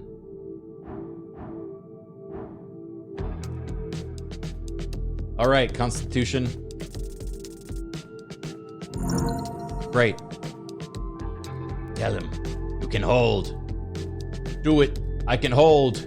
Fuck it, fine. After a moment of deliberation, the goblin scrambles off your back, up your back, uses your helm as a stepping stone and leaps for the edge of the pit. But the flesh is firm. His claws finds purchase on the stone. He pulls himself up. Okay, I'm out. A few agonizing seconds later, climb up on the other side. The voice starts up again as you do. You have braved the pit of wrong answers. Breathe and stand. Wobbly but firm, you stand. Oh. Step forth and claim your prize, the plundered eye. I hate this place so much, your companion mutters to himself. Again, just to reiterate, Snell says across the gap, this place is somewhat dangerous. Divine rule! Numinism is when walking God's rule. Well, I don't know that. Why would I know that? It's basic political theory. The goblin gives you a frustrated but ultimately relieved sigh. The statue is now entirely silent, and you hear an esoteric boom coming from the drawer between its legs. That sound it unlocked. It was exact noise an arcane seal makes but during breaking. Awesome. Let's see what kind of bling that cat was hiding. Oh, that was so good. Incense bowl. And jacinth.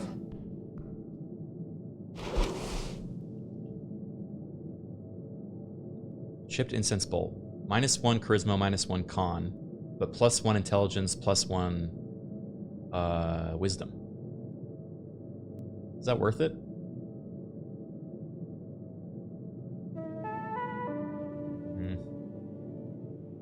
Not exactly. Not right now. It does give me spell slots back, true. I don't know what to put in that slot.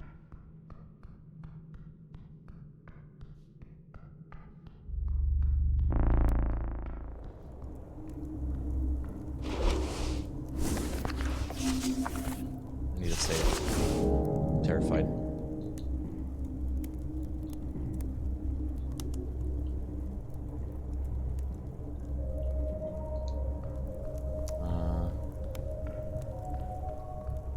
Where do I go from here?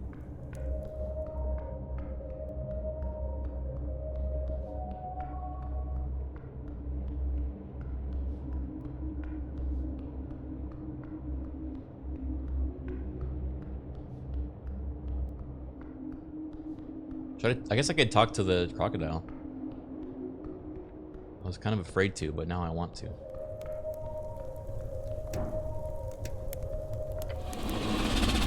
The beast looks at you with a deep hunger. Your gut biome quivers. Right, greets human. Have you seen a man in yellow going past here? Ryad has seen this, yes. Oh, you have? Yes. Ryad saw a human in yellow go past. Ryad meant to eat such fancy human, but this human was fast, and turned invisible before Ryad could approach. Huh. Ryad did hear fancy yellow human speak to self while walking past. Human said, "Where is this damn secret passage again?" Secret passage? Where? Ryad does not know. So he went into the dungeon. Fancy human came from southern caves going to dungeon, yes. Are you lying to me? Ryad does not need to lie. Alright, thanks for the info. The monster smirks, or makes no expression at all, because it's always smirking. I love him. Those rats really seem to like you. Yes. Rat is a little thing which I remember from home. Big rat, those were good friends. You had big rats where you're from? He lets out a happy growl. Big, mushy swamp rat, the gayest of little rodents. I hunt as little, then as big. I follow, I learn. Big rat is great hunter. Little rat has much to learn, but they will. They will. That's great. He turns to you and whispers, "Let's not get too friendly with the rat-loving killer croc." No, I want to get friendly with him. I love him. I found this rat. Show him the white rat. The monster stares at you as you hold up the white rat in an uncomfortable grip. Raid sees that. There are 5 of them. They make a lot of noise when they come around. Put the rat back in your pouch. Guess I'll have to find all 5 rats then. Well, why?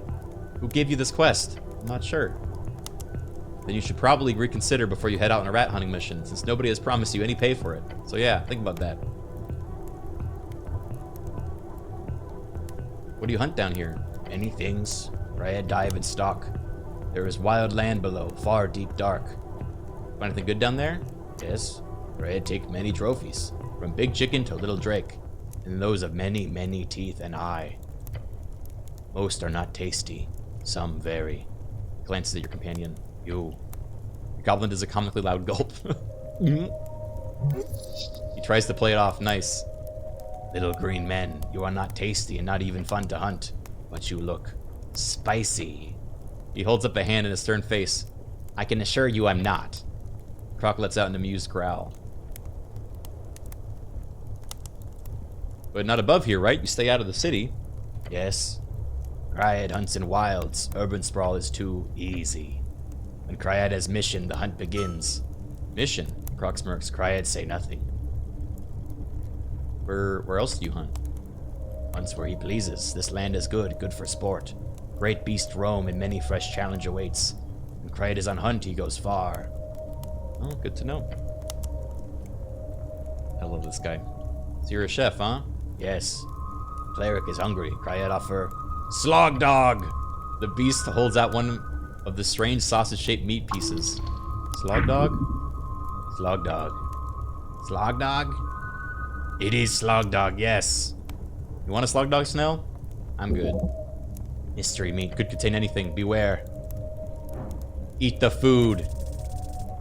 No! Wait, can I roll a... Can I use my reroll? How does an inspiration work?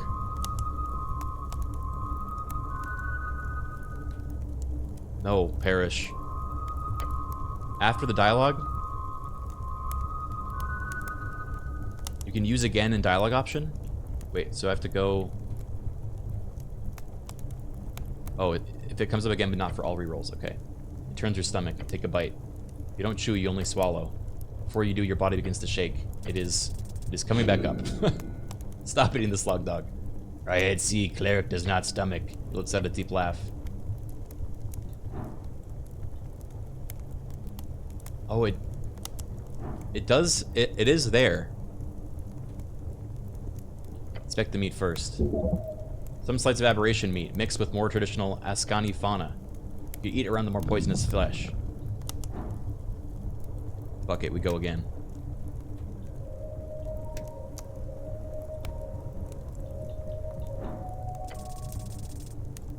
No. Yes! Oh! Wrap your hand around it with a firm grip. The slug dog speaks to you. The slug dog wants to be consumed. Gobble it down. It goes down quickly, but the flavor catches up to you quickly. It's harsh. You feel like puking. You groan. The flesh is down, but it might be coming up. A deep cackle escapes the maw of the beast. Cleric sees cleric enjoys slug dog. Does cleric feel benefit? Benefit? Oh. Whoa! The spice, it feels strong. What is happening? Cleric? Good, slug dog work magic. Red is master chef, slug dog is specialty. If cleric can stomach, cleric gets strong. Holy shit, you feel as if the natural world is growing within your gut, a glorious unity between earth and mammal. The great wave of the primal, sprouting, springing, dancing, kicking. You are now ready. Ready? You are ready to join the wilds of Ascani. This is your path, the natural path. You are a barbarian. Wait, I'm an 8 strength barbarian? No, a 6 strength barbarian. Snell covers one of his ears to protect his hearing. Cleric is energetic. How does cleric feel? I feel perfectly okay, average even. Might be a first for you, I assume. Good. Kraid help cleric. Like Viskin say. Viskin? Kraid cannot say more. He gives you a wide smile. Cleric has friend. Can you tell me more? Crocodile just smiles at you. Ominous. I'm not sure checking out Viskin is a great idea, cleric. I suggest staying away. The old lady would say the same, but hey, up to you. We can ask him for another slug dog? That's so cool. Yeah, Esoteric Ebb is only on Steam. I wish it was on consoles. But this would be a great game for Steam Deck.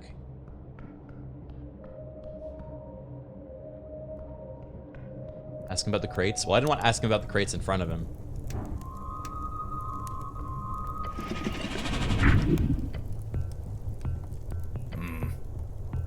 Honestly, he whispers to you, it's not a good idea to start shit here. The whole stolen shipments thing is an issue, yes. The halfways do not have the resources to deal with this solid unit of the beast right now. What if I ask him to stop? Goblin gives you a surprisingly neutral expression. Politely? Very politely.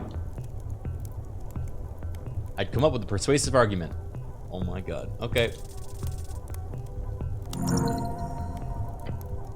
Right. You're battling against a hungry beast here. Not just that, you're also facing what could be described as a connoisseur. You're kidding. Not this time. You'll need to offer a bargain. Some better, nicer cooking supplies than the average HWBT stock. You mean... Red, I wish to inform you that you are getting subpar goods here. Subpar? Those crates, they're all from the Halfway Bridge tribe. If you're looking for better goods, I would strongly suggest focusing on another target. Beast leans in and glares at you. Red wished to know, where would better goods be found? Tell him about the dwarven vessels. They won't miss a few crates.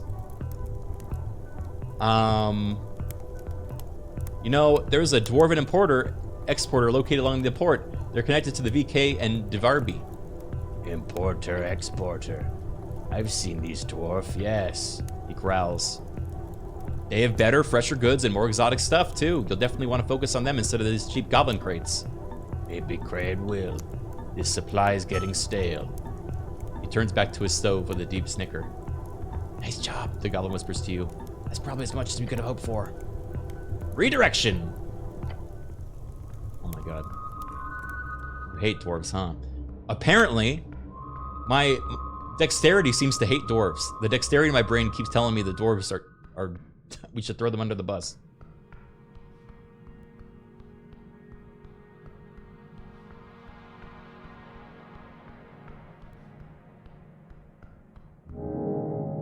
Man, what have we even accomplished with this?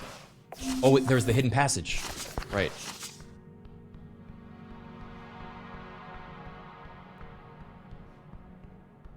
I did eat the slapdog. And I would again. That was delicious.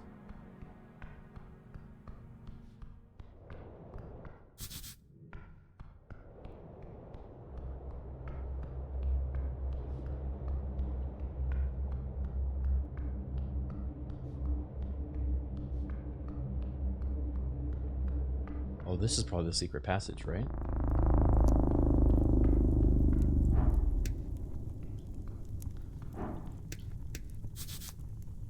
Look, it's a gelatinous cube. Seems friendly enough. Ah, yes, the friendly gelatinous cube.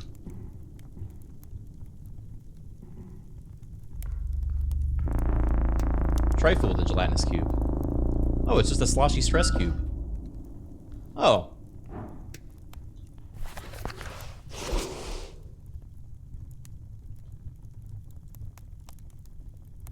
Translucent, somewhat firm gelatinous cube. These used to be sold as toys and pets. Today they're illegal, probably because they can technically still dissolve human flesh, albeit very slowly.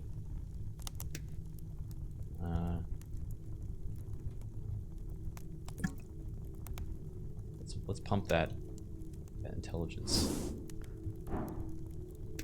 A slime ball in Villain City.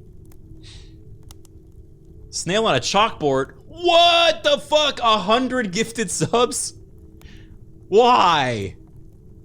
For what purpose? What did I do? Oh my goodness. Thank you so much. That's so kind of you. I can't even remember the last time I got a fucking 100 gift sub bomb. That's crazy. Because you ate the slop dog. Of course. Man, I would eat a slop dog for 100 gifted subs in real life. I would do it. Thank you, snails. Very generous.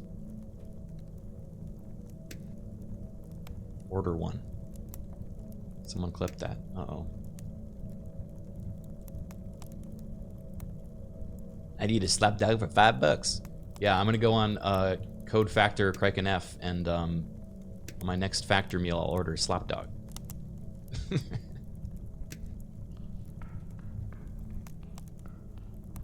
Code slapdog. Let's see, I don't know what to do with this. Oh. No, that was talking to Snell.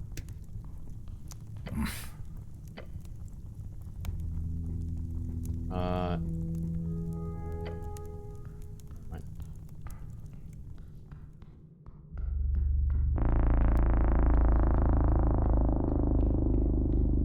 Guess we could go back. Oh! No, that's the secret. Oh, I never went this way. Everything suddenly goes very tight. Oh my god, that's a gelatinous cube. I just noticed it. Do you see it? You've been swallowed whole. I don't like this. You can neither move nor breathe. Cleric, you okay? You hear your companion's voice faint as if he was far away. This is possibly quite terrible. Hold on. You're not just playing around? I can't move. Oh no.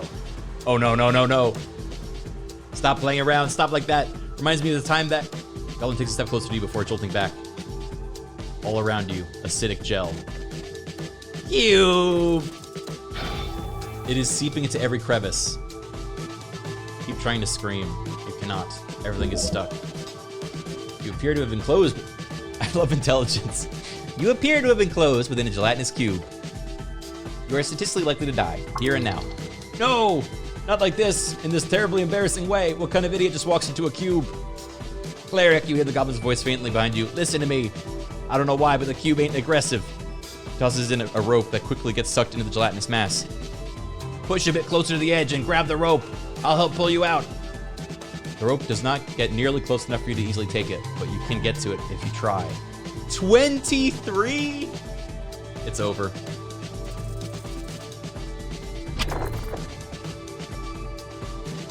You struggle against the incredibly hard mass around your limbs, around everything. You fight, yet your muscles give out after reaching just a little bit further. Ah! Oh? Oh? We're back. Cleric! That feeling isn't nice. The one where you're sitting, eyes fixed upon the bucket, the sour apple sticking out like a mountain of bad decisions. That sickening feeling in your stomach. It was not right, but you did it. They told you to. 15, you ate 15! You probably knew it wasn't real, but you did it. And when you walked up to those kids at the bottom of the pit behind the Hills Central Lower School with that bucket filled with 15 apple scroot, they laughed, they chanted, "Little shits, children are the worst." That's when you got that nickname. That stuck around until your dad died, until you left the hills behind. They kept saying it whenever you got mad. They said it. Whenever you played along, mocking yourself, they said it. Apple Boy. Apple Boy. It's not even a good name, so uninspired. Yet you still tried to follow them, to be nice, to play nice, be a friend. Apple Boy. But eventually you just started running away. Apple Boy.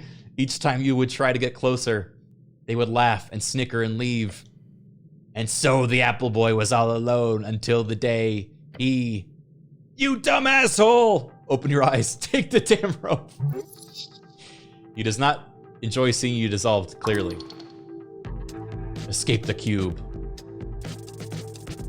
Wait, the DC was massively lowered because of the Apple Boy vision. You push and fight against the endless pressure of the translucent force of acid and pain, and then grab the rope. You cling to it. Let's go! The goblin yells and pulls with all his might. Your muscles urge to stop, but the lack of pain on each limb escapes the cube's surface, causes you to continue. And finally, leave the cube. You pant and wheeze and cough up pieces of still sizzling ooze into the dungeon floor. That sounds so terrible. Part of that is your brain not processing the incredibly hurt burns you've suffered. Next to you, the goblin laughs. Holy shit, I thought you were a goner. Good spirit, oof. Turn around and look at it. The massive gelatinous cube just stays entirely still. It does not move nor react to your presence. It's a weird one. I've seen a few cubes, but never one that just sits here. Really ominous, really. Punch the cube. This would actually kill me. Want me to pet it? Chat, I have 1 health. Pet the cube. You reach forward and carefully tap the surface. It burns your hand a bit.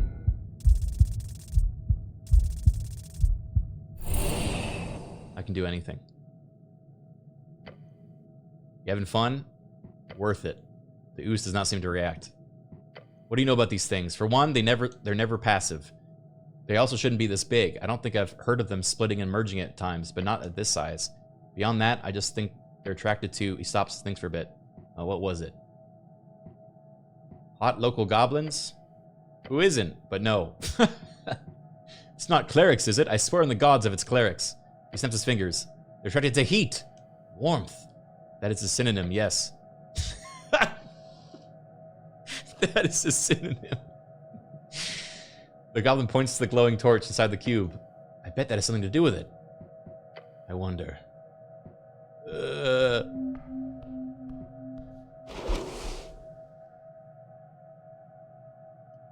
Okay, well, we have 2 exhaustion from the pet cube bit.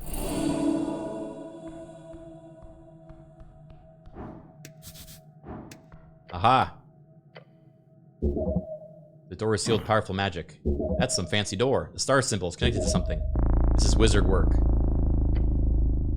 Lean in to inspect the symbol. 4 points, perfectly symmetrical. Any ideas, Snell? Above your fancy, mysterious dungeon door, he crosses his arms and stares at it. Not really my area of expertise, cleric, but I bet you need some kind of password or a spell. Or you know, he mimes breaking something with his fists. Subtle, very subtle, but yeah, it could work. Right, so... Remember that, the password?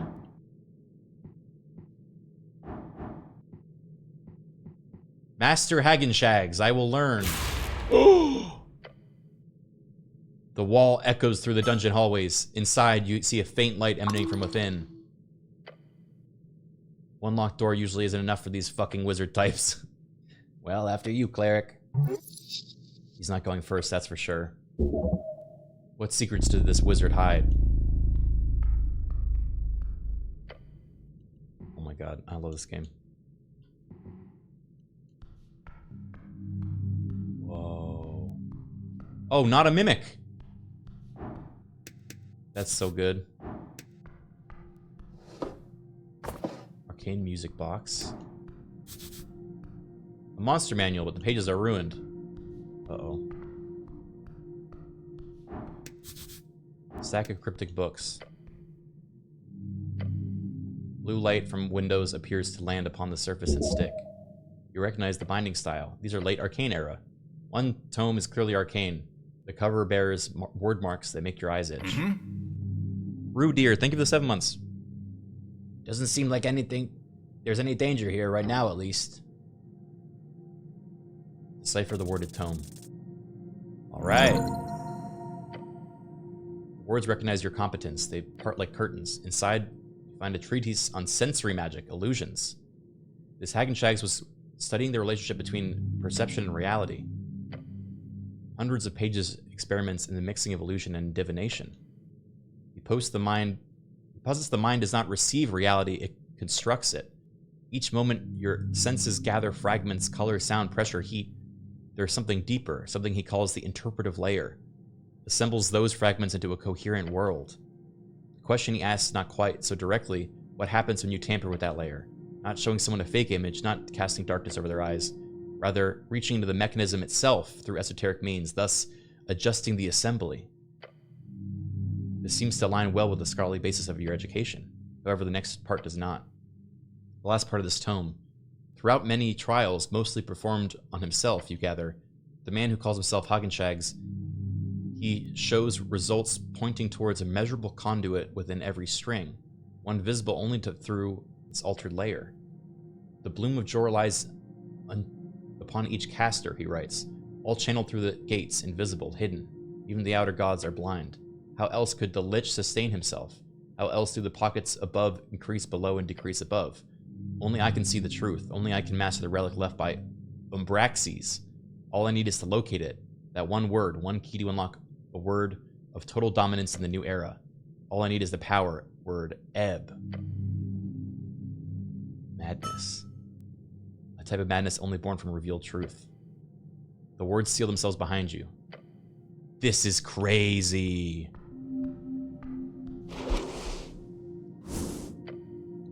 Props for reading, streamer. Thanks. This is a lot of reading, but I've been enjoying it. It seems worth it. Also, I think some of the ideas this game are positing are so interesting because I love philosophy, and the idea of how philosophy would be different in a world with magic, and how illusion magic in particular would like completely change the like a philosopher's way of life, right? Like a wizard philosopher would definitely go into illusion magic, right? Okay. Do we touch the not a mimic chest?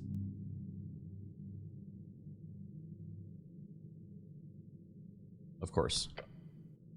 Squat down in front of a dusty chest. There does not seem to be any padlock or locking mechanism on it. You should be able to open it easily. Right, so that's a mimic. What makes you say that? The sign, mostly. I actually learned to read when I was a wee lad. Are you making fun of me, Snell? No, why? His stale face indicates truth. Well, that's good then that you can read. I mean, he crosses his arms and nods. I'm the only one that went to school, actually. The only goblin in the entire world? The one and only. Normally, goblins just aren't smart enough to handle amazing human writing, so the scholars were shocked when they saw my abilities. We had philosophers and prophets lining up to see me in action in the school bench. They actually built an entire academy just for me. Then they tore it down after I graduated. That's incredible. Did you get good grades? He shrugs, middling. As expected from a goblin. You should have tried harder. He sighs. Guess I just couldn't escape my goblin heritage. Now, to get back to the point. While the sign obviously indicates that this is indeed a mimic, I have a feeling there might be some other esoteric bullshit going on.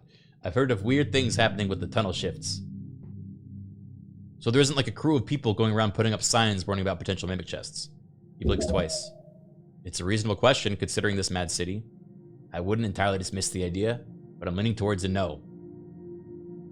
So what do you think I should do? The goblin shrugs. Should I touch the chest? I don't feel like you'd get eaten. But you might get eaten. There's always the option to just walk away. Lockpicking a chest is fun, but it's only if it's a chest. If. Glance at the sign above it. It says, not a mimic. Yeah, sure. Whatever you say, sign. So the chest is a mimic, right? Just looking at it, you don't notice anything bad. Oh, God. Love to see the failure on an 8 DC from Wisdom. The odds speak for it. All the common signifiers are here. Mimics are known to love the chest shape. Relatable. Hey, charisma. Intelligence? What? No, it was a joke. Be serious. This is a tense situation. Come on, you can't throw out a term like chest shape and not expect a comment. That is simply the scientific term for the mimic's most common shape. There's nothing funny about it. What should I do? Touching the chest will surely end poorly, so not that. Perhaps poke it from a distance.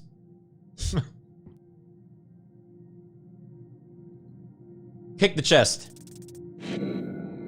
Your foot impacts on the hard surface. It's heavy, so heavy your foot almost cracks. Bone density damaged. You rub your poor foot. Alright, good technique. Place the hand on the chest. With a shaking hand, you move closer to the surface. Breathing intensifies. Your hand touches it. Your glove scratches upon the rough texture, but nothing else. You move away your hand. Well then. You know what this means. Treasure time! There does not appear to be any immediate threat.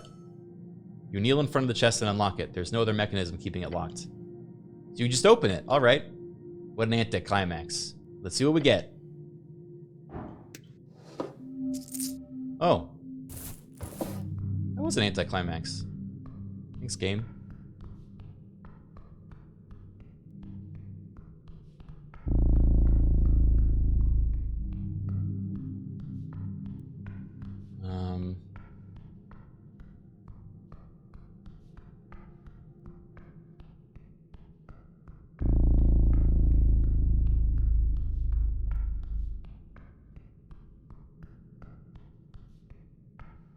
Man, I don't know where to go. Did the sign change?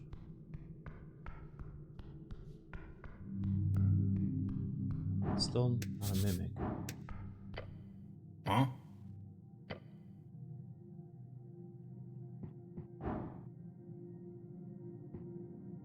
Oh! Is the sign the mimic? Oh, shit.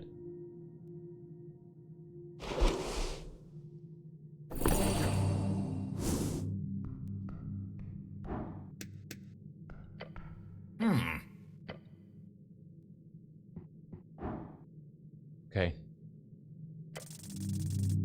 No way.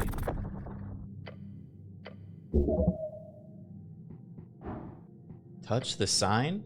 Why do I feel like I could touch the sign? It is but one possibility out of many. Okay, but should I touch the sign? Perhaps you should think about it first. You think about it a lot. Look at the sign. It's a sign. It's saying not a mimic.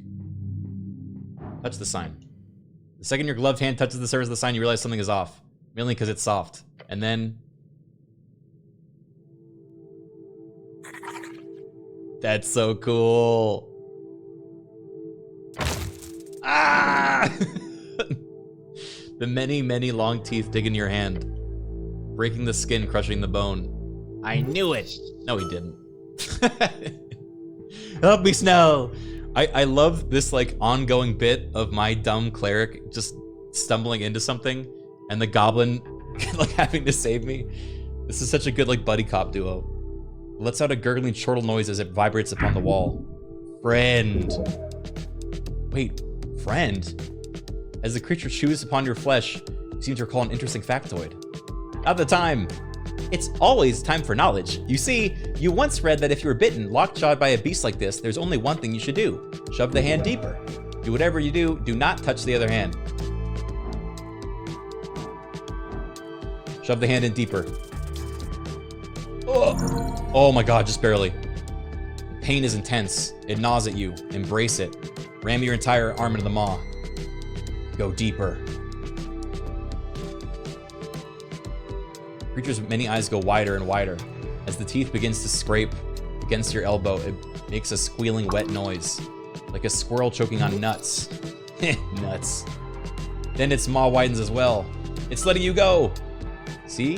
Friend. Of course my gut would love a mimic. With the teeth just barely not slicing your entire arm into shards of flesh, you quickly rip it out of the mimic's jaw. It's left wheezing and gargling upon the wall. Stumbling back, you hold your bleeding hand. The goblin steps in between you and the monster. Get back! Its many eyes focus on you, and then... Righto, hold on. Meek the Mimic! His name's Meek! It speaks in a harsh, sharp tone. It speaks? You cannot sneak upon one. Sometimes my mouth cannot contain it is hunger. Interesting. There have been documentation of mimics bred for greater intelligence. They're commonly seen as extinct in the current post-war era. You can talk? Talk and think and breathe and bite. I do. All time. Be friend. All right, then it's time. Talk this bad boy over to our side. You can do it. Oh my god, please. I honestly did not expect you to talk. This is kind of throwing me off a little. I do not talk often, no, but you understand. Yes, I understand you. Understand, that is good. In colony, we speak good, nice, forward. Using mouth is not as speak good. The thing might be hideous, but it's not outwardly aggressive right now. If you want to reach out to it properly, try to mimic its speech pattern, pun intended. Can you trust a monster built to trick people to death? Punch it in the central eye. Are you friend? Its eyes stare at you unblinking as its maw slowly opens. I am friend. Friend! Well then, time to talk. Look, the goblin says, turning away from the monster. I would trust this thing at the end of a 10-foot pole, however. If you can get some nice info out of it, trust but verify, right? Mick looks around. Mission. Wizard told to guard, stash. A stash, eh? But room change place, chamber shift, time pass. So, guard, Meek moves, feeding, guarding, from people coming from not dungeon. But Meek can talk a lot, ask Meek. Ugh, this game's so good. Your name is Meek? Meek, yes. That's a great name. Yes. Must be lonely down here. Ah, not alone always. Colony is somewhere in past and west. Long time spent in colony. Most are very dumb in colony. They do not enjoy smart. They kick out, not allowed to smart. You were kicked out because you were too smart? Mick claps and many teeth together. It is curse. Smart curse. What do you know of this place? I know much, or... It shifts around a bit, swaying its gaze. I know danger and secret. Place is full of danger and secret. Master told much and shared little. But Meek knows. The Mick could be useful if it shared its secrets. At least if its master is, as you suspect, a wizard. How can you talk? Talk? Master made Meek talk. Master? Master Haggin Shags!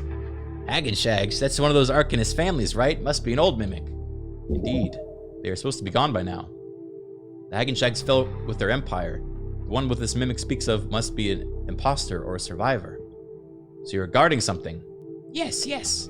Most stash is gone, lost, or master took, but some is still here. Where's your master? Not here. Not here. Meek alone. Can I have it? No. Only master may take stash. Seems like the mimic is a pretty decent guardian. Indeed, a good wizard's pet. Every wizard requires a familiar. Where do you come from? Master, lair. It is not close. Place change shift. Here is not where once was and will be. Suddenly, a very complicated sentence. The mimic is a spontaneous poet. Here is not where once was and will be. True. Shawansky, thank you for the 23 months. What am I supposed to do with this thing? Take the stash, of course. Might be unorthodox, but there's surely a way to convince this creature to help out. All monsters need to be defeated, however. This one appears too strange and dangerous for your abilities. Shut up, Strength. I can ask him to join the party?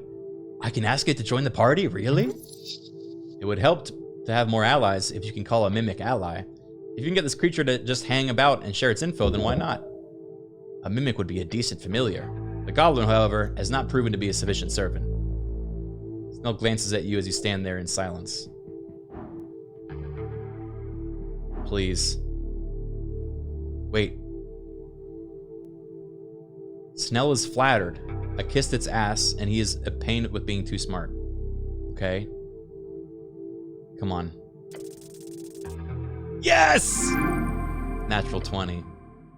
Right. Well, this might be pretty simple at this point, but you gotta convince this thing that you'll be its new master. Oh, and you do that well by... Hey, Mimic! Meek! Yes, yes. When was the last time you saw your master? Master, yes, master was. It fidgets on the wall.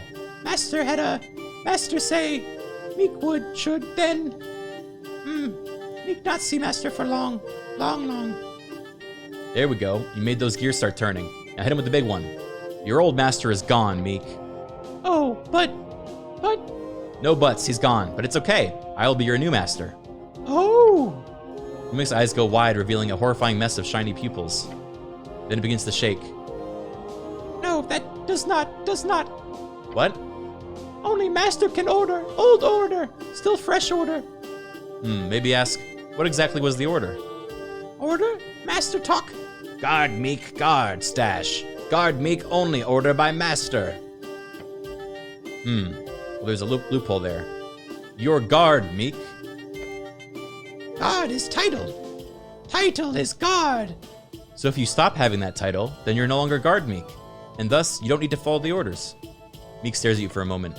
It turns to your companion as well. Sounds logical to me. Yes, that work. But Meek is guard Meek. Not anymore. By the power granted to me by the city of Norvik, I now officially deputize you, Mr. Meek. What? The mimic jolts on the wall. Your new title is now Deputy Meek. Congratulations. Want to join the party?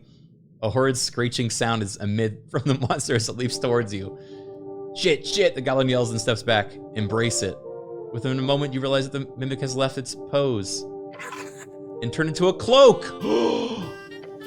Cloak I am. If danger, I tell. A familiar has joined your party. It keeps familiars equipped to gain bonuses in dice checks. Deputy Meek at service. Are you sure that's safe? What's the worst that could happen, Snell? It'll be useful to have a little guy around. Yes, little guy. Well, fuck it. I'm sure it'll be fine. Let's keep the mimic around. Why not? This is so good. Examine. The scarf with the face flips around in your grasp to face you. Ahoy, hoy! Ahoy. That is what my old master used to say. Master don't like? No, it's cool. Ahoy. Ahoy, hoy! You do enjoy being called master. Yes, a mimic is a strange familiar, but this one is not half bad. You keep an eye out for traps and stuff.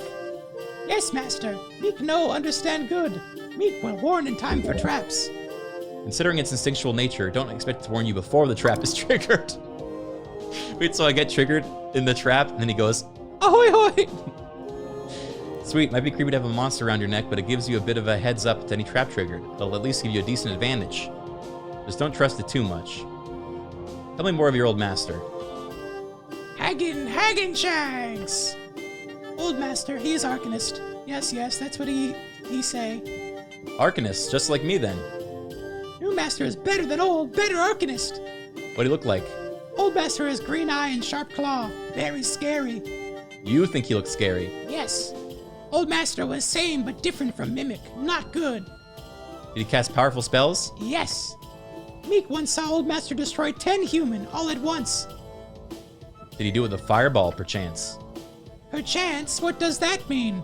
It means, Yes? it's a thing smart people say. Oh. Makes sense, master is smart after all. But no! Old master only uses trickery magic. He makes all humans go mad. They killed each other with sharp sticks. Cool. Very. Old master was very big wizard. Big. Was he a LARPer or an actual Arcanist? What is a LARPer? Like, did he just play as being an Arcanist, or was he the real deal? Meek does not know. But old master had much power, so probably he was actual Arcanist. How old was he? Meek does not know. But old master must have been very old. Did he treat you unkindly? Old master was stern. Used painful magic. Only when Meek did poorly in grammar. The scarf recoils at its own words. Not anymore. Now Meek speak how new master like. Mimics are not created, nor have naturally developed to create sound akin to sentient speech. They are literally unable to speak normally. Whatever this Arcanist master of his did, it must have warped him on a fundamental level. Clearly not good enough since he's unable to speak eloquently. I think you're doing great. Thank you, master. Master is much better than old master. Hear that? Much better. A smirk spreads behind the helm of yours. That's all about your old master. How long have you lived in the city below? Meek not sure. Time is fast when hiding, very fast. And Meek was never taught human way of keeping time. So Meek not know what year is. Hope master is not disappointed. You turn into anything? No. Very sad, but Meek is not good shapeshift. So Meek likes to stay same for a long time. Meek is more of a hiding mimic than changing mimic. That's fine, just be yourself, dude. Be self? That is not something Meek has heard previously. Good thing to say. Meek like it. That's all for now. I love this little guy. I put him... Oh. I don't know how to wear him. Is he just always on? Slots on the left? Oh no, it's gonna take one of these slots. Oh, that's so cool! Oh, I love it.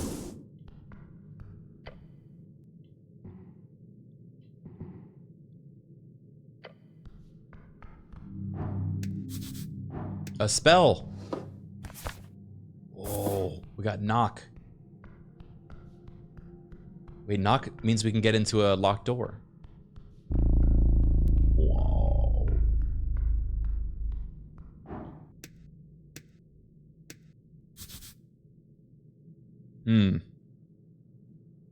There's probably more to this.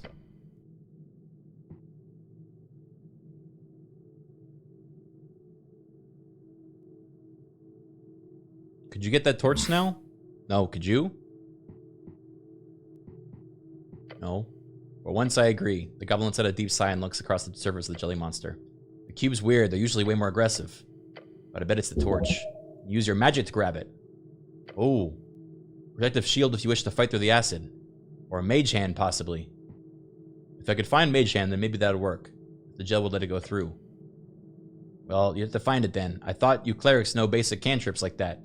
I mean, we've even got some goblin who knows it. It's not rare. Trembling. Anger. Don't bully me.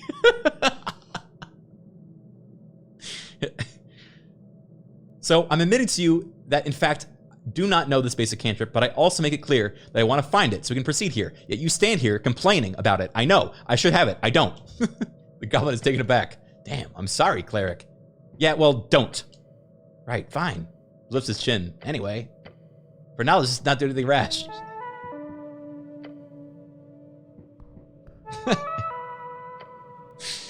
That's so funny.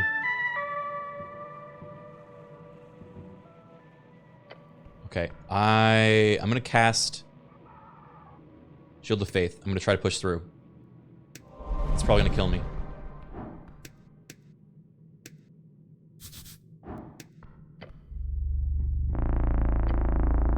You grit your teeth. You rush on into the wall of gel. It is letting you through with 0 resistance. Anyone would have forgiven for just walking into this without noticing. Go quick. If you're gonna do something dumb like this, you better move. You push yourself forward, and just seconds after being completely consumed, you feel the gel start to tighten. Just a bit further. Almost. You're almost at the torch.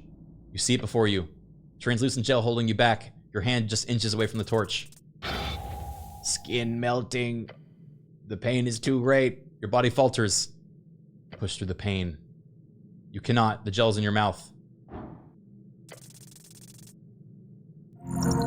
Yes! The pain is nothing. You can do this. One step. Grab the torch. With the torch in your hand, you feel the esoteric tingle. Turn off the torch. The click reverberates through the cube. Then it shudders. Oh, gods, it's getting mad! You see the gelatinous cube shake more violently for every passing second. It's searching for heat. Within the cube, you see what could only be described as cracks. It appears to be falling asunder. Flopping and jerking, the many pieces of the cube are flung across the chamber. Ah, this explains it. This is not a cube. Dividing, dividing, dividing. Smaller pieces smashed across the walls of the chamber, causing a terrible tremor. A belay of goop. Until ultimately, each and every piece is strayed into ventilation stilts. You are covered in it. It burns. Get it off, quick! Goblin carefully steps up to you, looking around. Didn't expect that? Seriously, great job. See the last piece of goop slip down the crack. That really hurt. I don't doubt it. What happened there? Gelatinous cubes are able to unite for short duration. However, if more than 2 were to pack together, the combination would become unstable within seconds. What happened here was obvious. It's obvious. A multitude of cubes all came together to enjoy the endless heat coming from the rune torch. The heat, or perhaps due to some cosmological chance, the unity of cubes found an equilibrium, which was then disturbed once you turned off the heat source. The cubes sure dropped a lot of stuff around the place. Let's see if there's anything interesting. Here's his throat. Related to the tea shop, that is. The goblin wants some loot. Who can blame him? Cool loot.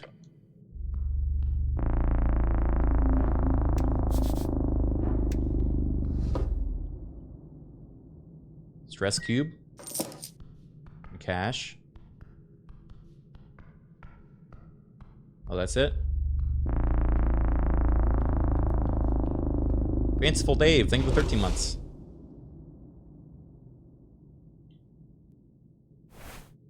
Okay, I need one of these and use Cure Wounds.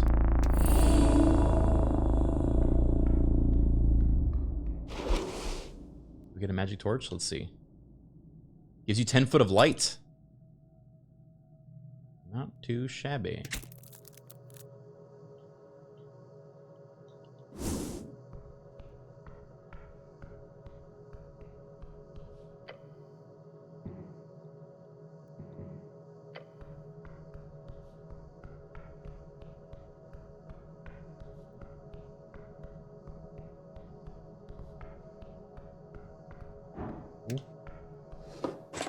You? Look. At the end of this hallway, in an alcove, like any other, you see a book. It sits on a thin ledge. It does not have anything on the cover. No one would leave a book like this, not without it being stolen very quickly. That's true. Anyone with half a brain would take a weird look at this old book and sell it to some collector. This is creepy. Agreed. Don't write your name in there or anything. Heard about a guy that once found a book up in Muletown. On the cover it said famous people, and inside it was just a list of, well, famous people. Historical figures or whatever. So the guy thought it'd be funny to scribble his own name among them. And poof. He turned into feathers. Like a big collection of pure black feathers.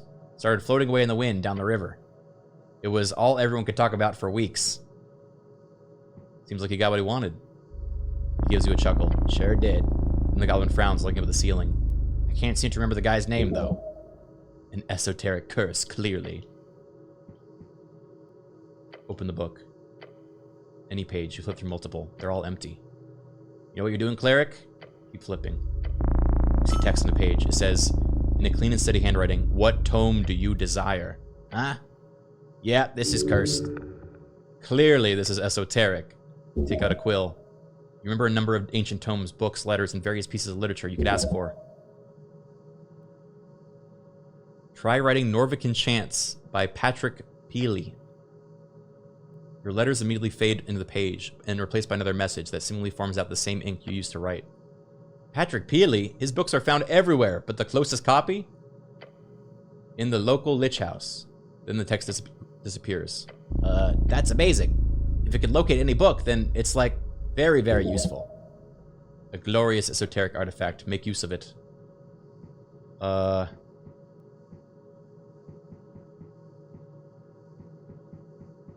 It's like the Dewey Decimal System. You know?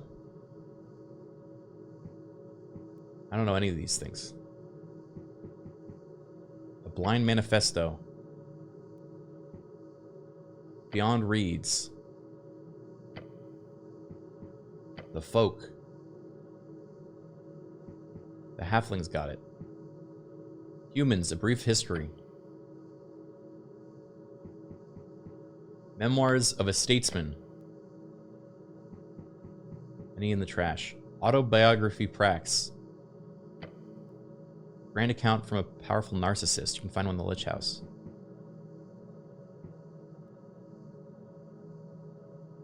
Earth and Toll, Founders. There's a copy in the tower. Boring book, though. Folk Prayers by the Trill Sisters. A wonderful collection of tales. The sisters did great work to stop the ridiculous cultural trend of talking instead of writing. Nearest copy is in the Lich House. Never mind. I like how it has opinions, too. Take the book. As you pick up the tome, you get an overwhelming tingling sensation running down your arm. Impending doom. Holy shit, no, don't! Drop it! You okay, cleric? Are you shaking? Put it back. I'm done. Sorry, I shouldn't have tried to take it. Paw prints. There are 2 faint paw prints here, one on each side of the hallway. I think traps like these are my least favorite part of the job. How can you tell it's trapped? Gives you a look. It's a trap, cleric. Should I touch one? Yes, the only way to find out if they're esoterically aligned or not. Just be ready for the worst. Esoteric bullshit like this has a tendency to do stuff. Hey, Snell, your thoughts on these paw prints? I feel like it would be very silly behavior to go around touching paw prints in the city below. But honestly, considering the strange traps I've heard of, it wouldn't surprise me if this was some bullshit puzzle. Bullshit puzzle could be something like, we have to press both at the same time and somehow deactivate the trap for a while. It's worth a try. I suppose. I leveled up. What's the worst thing that could happen, apart from being polymorphed into a rust monster or something? That won't happen, will it? Oh no, of course not, cleric. Intense sarcasm. You get in a position and look over to your companion on the left paw. He reaches up to it after a moment of hesitation. Ew, yeah, this is magical. But nothing more than that, he says, and puts his whole weight on it. Try passing yours. Clunk. Goblin jumps back. A deep groan from the walls. That... Did it do something? The fuck is that ticking noise? Esoterical vibes. Her body tingles. A pressure change. Something's happening. As you peer into the hallway, you see something appear on the wall. Is that writing? At the entrance, a whirling mess of faint lights forms a stable shape. Entrad, enpar e probaus. That is cat speech. You cannot read it. Why is there cat speech on the wall? Good question, but I can read it, kind of. Can? Yeah, hold on. He stares at the text. It says, enter, as a pair, and be probed? Not probed, proved. Like the Dwarvish prov, it's a trial. Not probed, prove. He snaps his fingers. Yes, that's it. It's a test. Enter the hallway in a pair. I'm ready. What are you? The goblin takes a deep breath through clenched fangs. Yeah, okay, on 3. 2, 1, Wait, on 3 or 0? The goblin stops himself from stepping into the hallway at the last second. Now. Wait, now. Wait, on 3 or 0? Okay. The two of you step forward. In hesitant unison. Stern, heart beating fast. The text is changing. Both stop halfway looking at the magical lettering on the wall. Al son divino, la puertas se abrirá. Oh gods, your companion mutters. Something divine, something port, open a gate? You can read it, right? It's not like I took formal lessons, I've just picked up a few words here and there. A clicking sound starts to echo out into the hallway. Tick, tick. Gods be damned. Okay, hold on, I got this. All son divino, that's a divine song. Tick. Puerto is a door. Tick. Listen to the divine song and the door will open. What does that mean? Shake Goblin.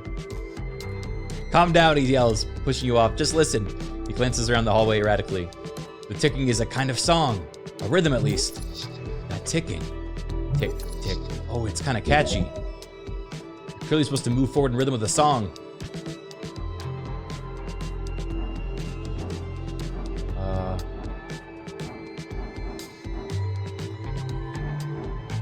Oh god, our lowest DC is a -2.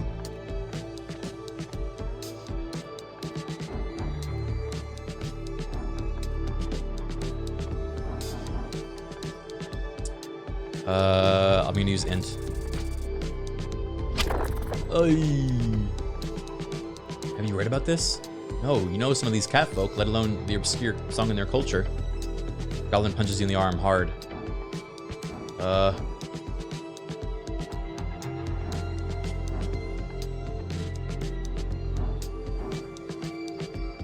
Outrun the trap. Oh my god, we're gonna die to exhaustion.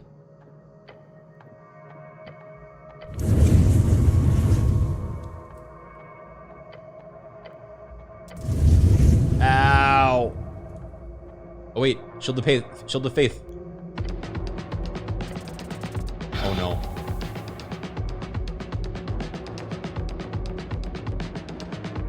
Meek is here. Meek, save me.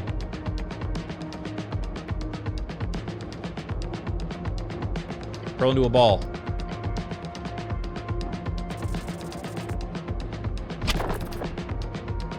We're gonna die because of the exhaustion.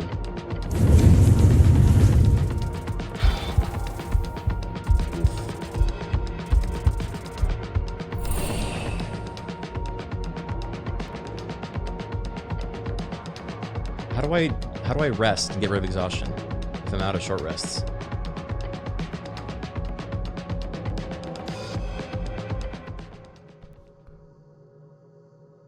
Ow.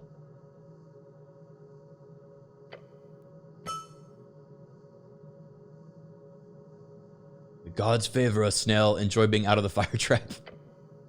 Cleric, look. He mutters and points to the wall once more. Another line of shifting magical text appears. Passad libres por mandato celestial. It says we can pass liberally by celestial mandate. Hell yes, we can. Liberally? That sounds like Free Strider bullshit. Liberally? That sounds like Asgilus bullshit. Liberally? That sounds like something I'd support. Liberally? This isn't the time nor place for politics, Snell. Feel apolitically. First of all, I didn't write the text, just making that clear. You find yourself advocating for apolitical ideals.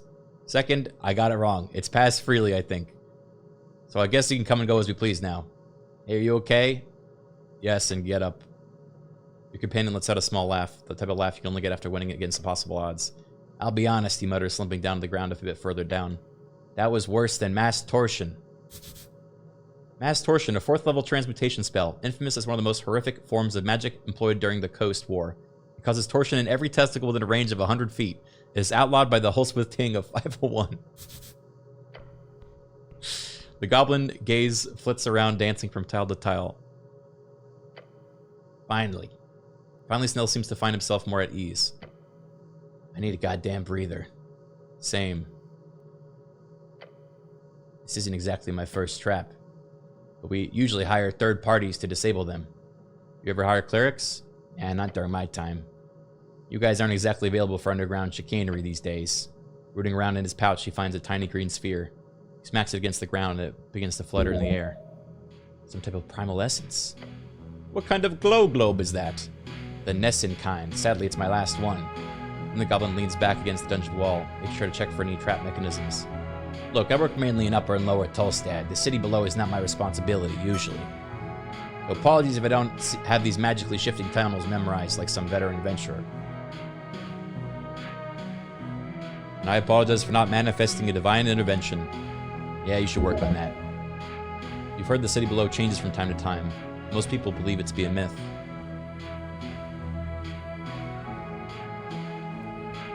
It's sad we clerics don't get to delve these days. Don't want to leave all the fun to you goblins. Not sure I described this hellhole as fun, but for those just for future reference, this place isn't real to the garden, right? Or this place, it's real close to the garden, right? Wasn't here a couple months ago. Between the garden and the Guado Lane sewers, I'm 100% sure there was a slanted hallway full of frozen spikes. We boarded them up as well as we could last time. Boarding up only lasted a couple hours. Moved around? Yeah, moved around. All this shit does. The esoteric nature of the city below is well documented. It has mainly to do with sentience. If you believe the few scholars who have been allowed to investigate it, the more living minds present, the less chaotic a section will be. But this, what the goblin describes, but it's enough activity to warrant a proper look. That's insane. It didn't... Or I mean, from what I understand, your dead god and his paladins used to keep things clean. But nowadays, it's getting weirder by the day. But hey, now you're here. You can take on this esoteric bullshit, right? Do well, and I'll buy you a beer. Deal? Sure. Look shifty. Wait. Right, you're not allowed. Maybe a little one. A tiny glass of beer? He shrugs. It's not like they have a way to check, right? No, they do. They do? They scan us. They scan you. Detect poison and disease. They check us sometimes. Detect poison and disease? Oh shit, I keep forgetting you're like an actual cleric. No alcohol at all, eh? Of course not. Intoxicants are the work of evil and chaos. As clerics, we must abstain to fight our fight against discord. Plus, we cannot cloud our minds. We must remain vigilant so we can fulfill our sacred quests and make sound judgments upon our people. I don't like the taste. I'm saying the first one. Yeah, he wears a claw. But trust me, the city below is very esoteric. Oh no, my shield of faith. It's also really fucked up. Which explains why you beloved city would give the property rights to a bunch of goblins, huh? In these last couple of years, there's been more and more Reedsian scholars going delving to study it. The old lady doesn't let them in her turf, of course. Chasing them away is one of my many jobs, politely, of course. I'm not some syndicate gangster. He instinctively throws out that gangster comment, bit of a sensitive topic. But the other tribes are more accepting, for a ton of coin, of course. What is your job exactly? I'm a runner and a handler.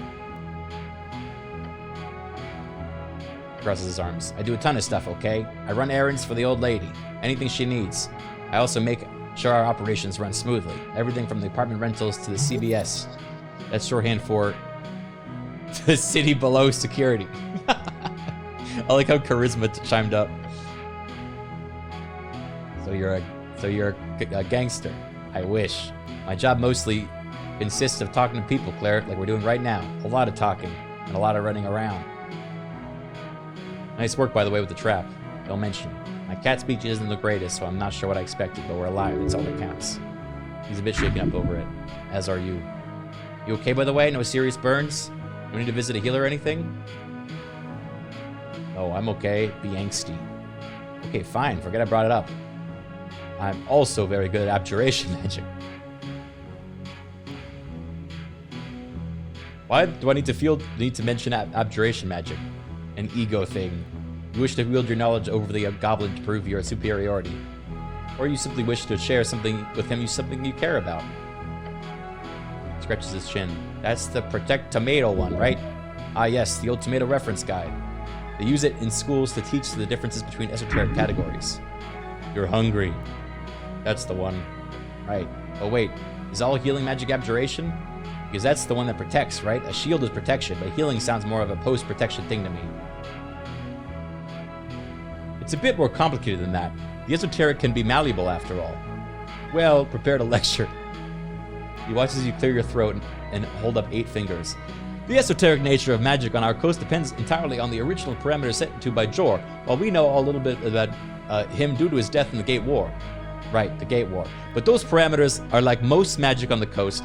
Based on the fundamentally fluid definition, Jor created a ley line network known as the strings, which are unstable in certain regions, and especially the further away from the coast you get, thus that leads to less esoteric events. The Goblin's expression drops as he realizes what he's gotten himself into. And how is this connected with healing magic? I'm getting to that. So depending on whether you are in the world, magic changes. And with the moldable and volatile nature of the strings, many wizards and clerics and druids have created entirely new ways of handling esoteric powers over the years, especially during the arcane era. But, the 8 schools of magic have stayed the same, just like the 8 apprentices of Jor, each focused on a hard-set theme. For examples, abjuration is protection, negation, and cleansing. Necromancy is soul manipulation, undeath, and life. Evocation is an energy manipulation, whether kinetic or spiritual. And finally, transmutation is the changing of any state as long as it's physical. He stares at you.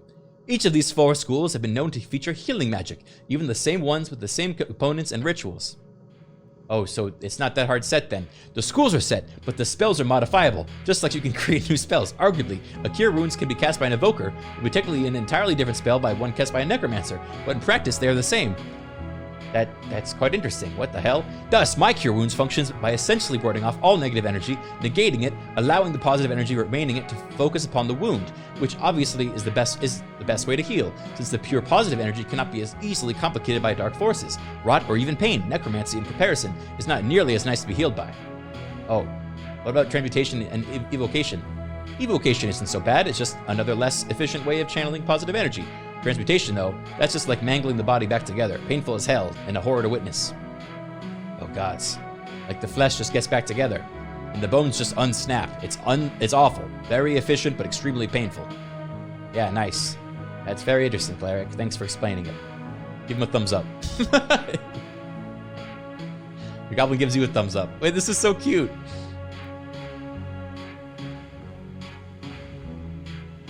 So, what is our goal down here? Missing witness. Frank, son of Frank. We know he went down here. Our lucky Moongor saw him, even if she did let him pass that magic. So he could have left to the southern caverns, but those are some deep holes. I guess he entered this area, right here, probably through the sewers.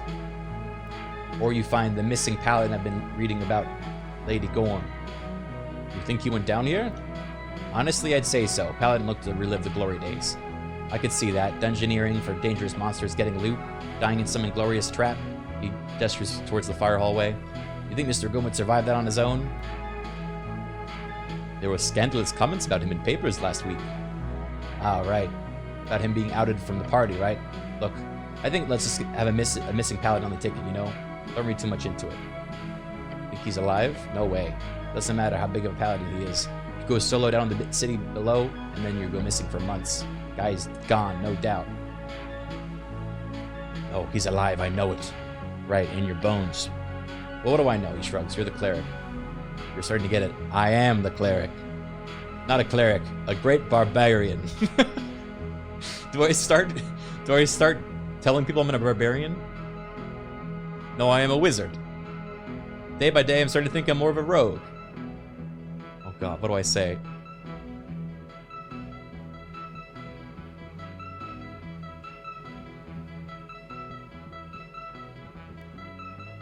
I kind of like...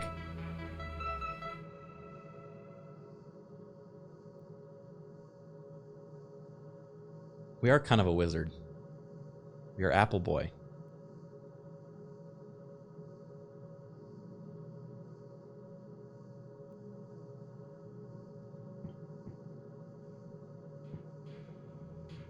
No, I am the cleric. You sure are. What can you tell me about Lady Sageleaf? What's there to say? She did that impossible, actually uniting the rowdy halfways tribe. Before her, we were close to being kicked out of the city. Damn right. That was before my time, of course, but we had problems with our old council structure. Leans in and whispers to you, the council didn't get along. So... does she have a consort of some kind? Why, you interested? He laughs. Are you? He stops laughing. No! He looks worried. Cleric, I'm devoted to in my service. Lady Sageleaf is one of the greatest goblins who ever lived. She has no need for consorts. Neither do you. He clearly sees her more as a god than a master. And also, he's clearly got the hots for her. Hee hee. So I'm guessing you enjoy working for her then? I do, Cleric. It's good. How long have you been working for her? Goblin mutters to himself and looks off. Damn, almost 10 years. I've only been a cleric for, he raises his eyebrows. I meant to say I've been the cleric for about 5 years. He chuckles and stretches a bit. Cleric? More like you. Dude, we're grinding XP with the cleric stuff. So she's a dictator. Yeah, in a sense. Look, I'm all for democracy and modern liberal thought. He points 2 thumbs to himself. Hell, I even used to be a registered free strider. Of course, you can tell he's the start. Goblin is a moneymaker. Sure, I don't believe in a direct democracy. Bureaucracy is a curse spawned from arcanist bungholes. Goblin is rarely correct, but this time he's touching upon the truth. The arcanists did fall apart from once they stopped relying on ruthless magocracy and meritocracy. Their infamous bureaucracy was a symptom of that disease. He gives you a tired look and clicks his tongue. Sometimes you need a strong, wise leader to unite people. Look interested and nod. The important part is that the leader is A, remains wise, and B, does not leave power to corrupt idiots. Which is the old lady's case. She's remained wise, and I see no signs of that changing anytime soon.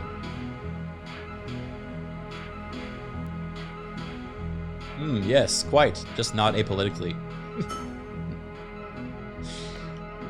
You argue the talking points of apolitical with ease.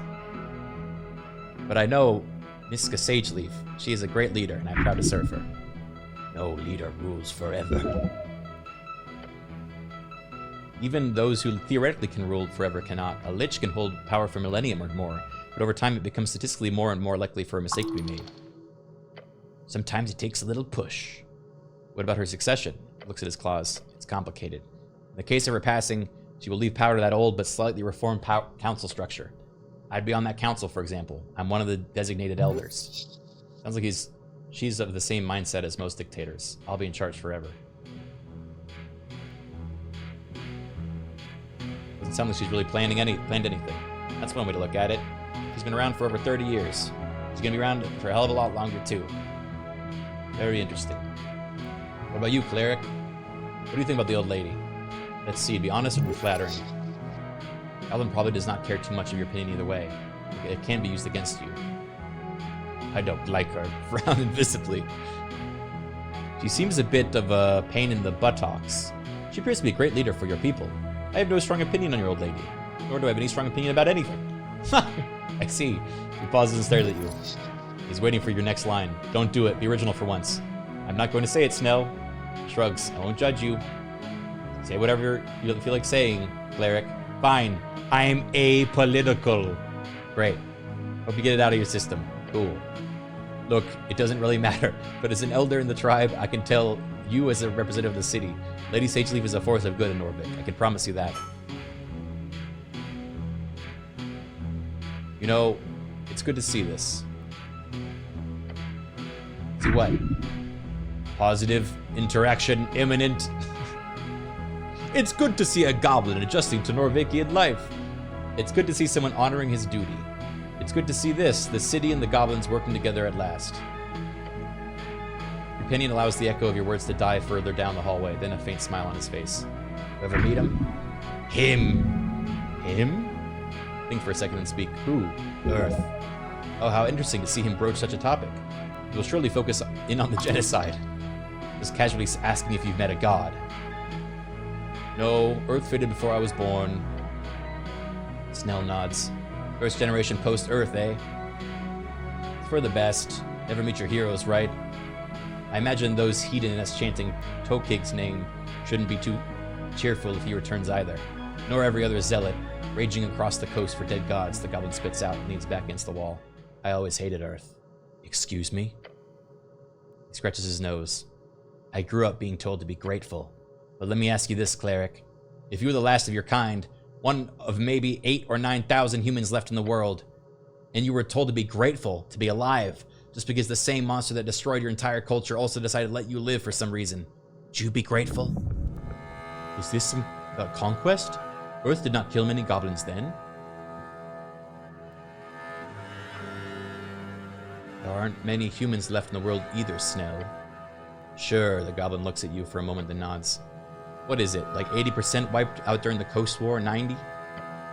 I've read about it, sounds terrible.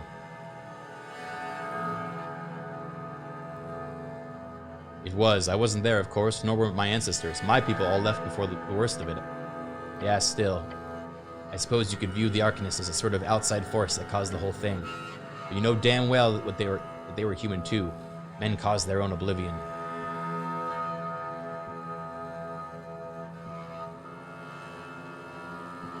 Human, goblin, doesn't matter, we're all people. I think it all comes down to what we've got today. We have a city at least. We didn't even get to keep our language. But whatever. Guess I should just be grateful. Grateful. Goblin stares at you. You can be grateful if you were allowed to live. It was probably because you did something the dead ones didn't. Goblin wants you to tell him you'd share his anger, obviously. If your people fell, then why did they not have the power to live? It's as simple as that. But that should not lead to gratefulness. It should lead to apprehension.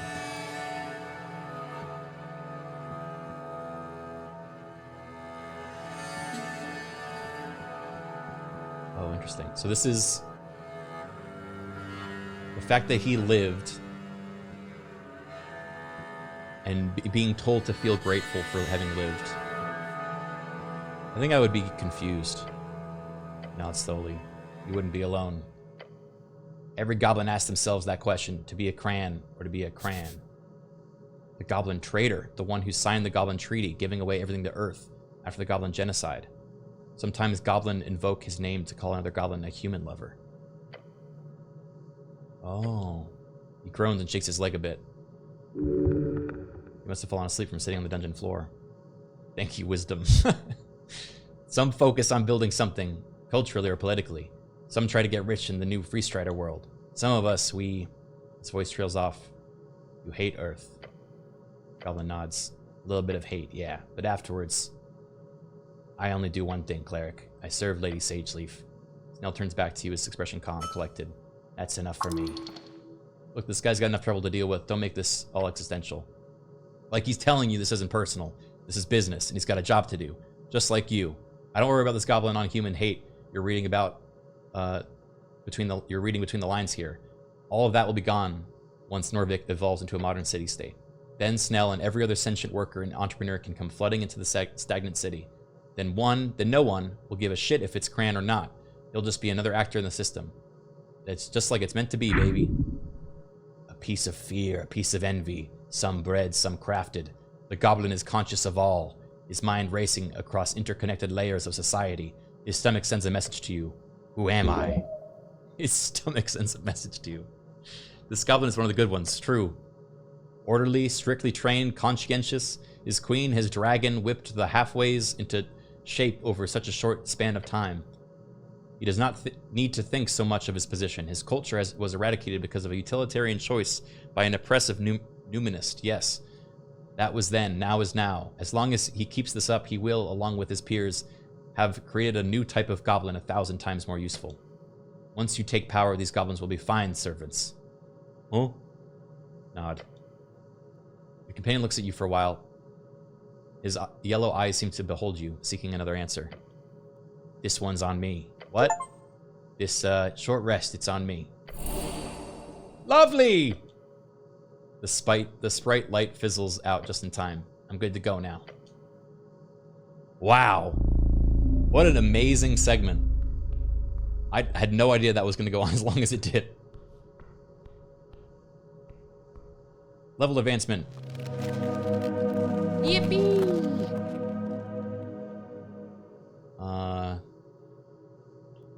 Maybe we up a wisdom one.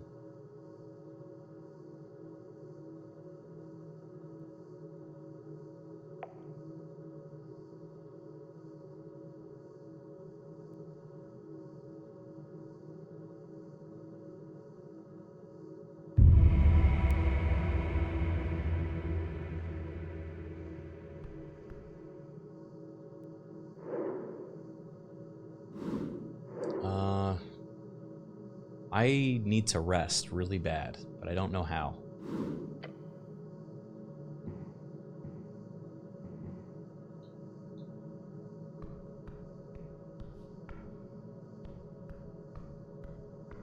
Ask Snail about sleep.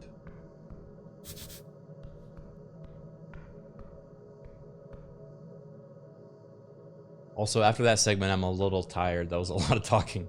I don't know how much longer I can go, guys.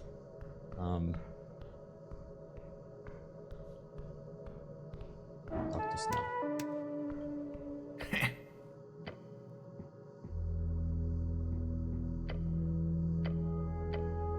Can't the city pay for something? Can I sleep with you? No. And seriously, don't phrase it like that.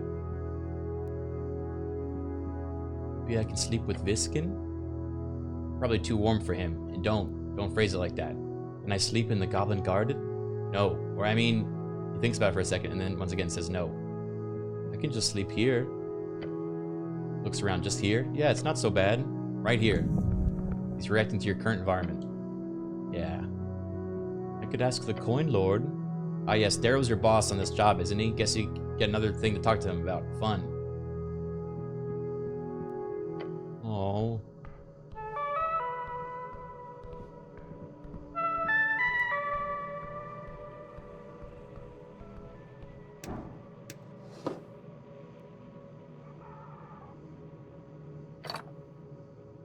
Vitamin insignia. Heavy, official. A symbol of Norvik shaped in iron. Oh, the paladin. Huh. Well, there's only one paladin left in the city. Lord Gorm. This isn't something you lose accidentally. No, it's something you abandon. Seems official. Some leftover from an old delve. No, this is one of a kind. This belonged to Lord Gorn. Oh, shit. The one that's missing. He goes quiet, his eyes darting back and forth in the dark tunnel. So, he must have died down here, swallowed up by the dungeon. But I suppose this is some type of closure. Lowers his head as to show some type of respect. Got it.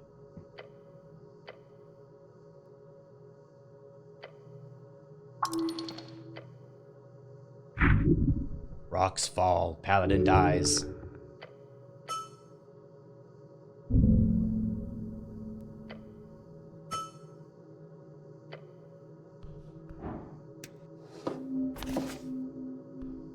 Crusader's Mantle. A new spell?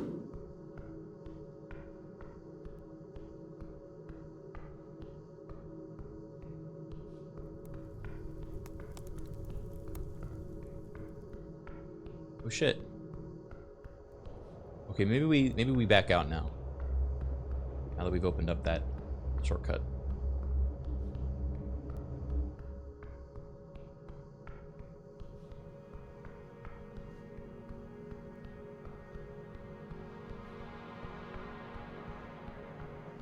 This game is so cool, though. Ooh.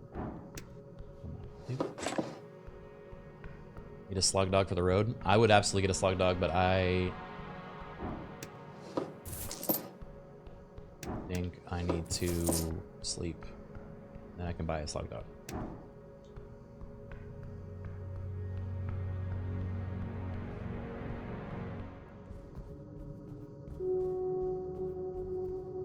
Talk to her yet until I can have avenged her.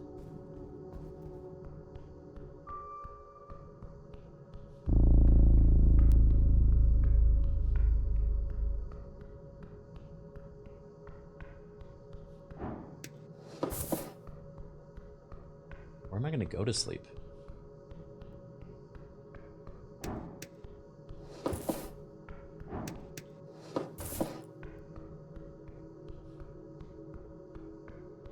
What was the Coin Lord explanation?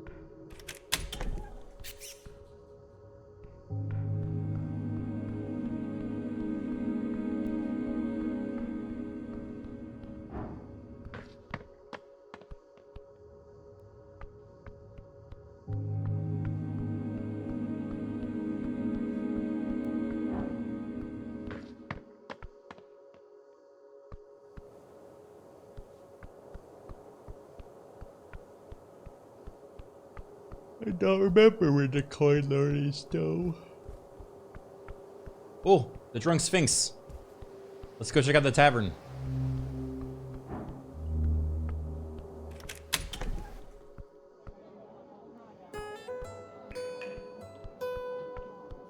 They can sleep here. Whoa.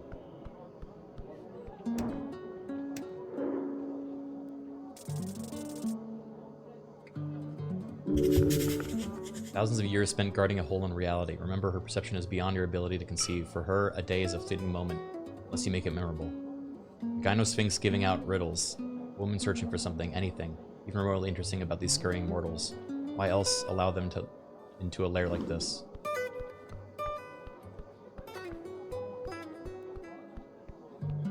I guess if you're alive for as long as a Sphinx would be. Lull falls over the ambient cheer, just a beat of uncertainty as the cleric steps before the tavern's singular attraction. This happens all the time. Visitors come to gawk and stare, some brave even to speak with her. Lady of the house. Oh, towering, you stare at this somewhat feline creature on the stage. A living myth, currently taking a swig out of a barrel. Antilesbian. Before the closing of the gates. Used to refer to those who lived before the end of the gate era. 2027 years ago? The scent of cheap wine lingers in the air. The Gyno Sphinx does not be trifled with. Her physical characteristics are enough to crush everything that is you. However, she will not have to raise a paw, for her magical prowess could exile you from Jor's realm in an instant. Give her a deep bow and don't say anything. Good, treat her like a cat. Let her speak first. The Sphinx looks down at you. Meeting her glowing blue gaze makes you feel like you're falling far, far from below the world. Her expression turns dark. Dark tidings bring you to the hearth. She speaks low and rolling. A helmed dog dragging its leash around the vestiges of Jor. She extends a claw thick as your arm and pokes you in the stomach. Woof. Your scarf opens its mouth and nibbles in the direction of the claw. Olzis does not seem to mind the mimic. Woof. Her expression grows lighter, then she lets out a deep breath. That sort of joke only works once, so no barking. If you want her attention, you must do something remarkable. She takes another sip from the barrel. Watch yourself, cleric, he whispers to you. Olzis isn't one of her idle chit-chat.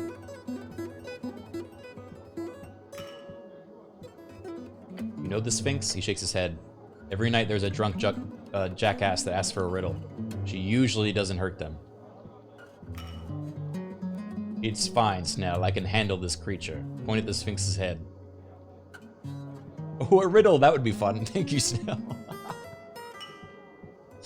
Ooh, a riddle! Okay, points at head. You're not lacking confidence, at least. I wish to prove myself worthy, great Sphinx. Worthy, little one. Worthy how? Don't you give out riddles? Certainly. Are you ready? Rhetorical.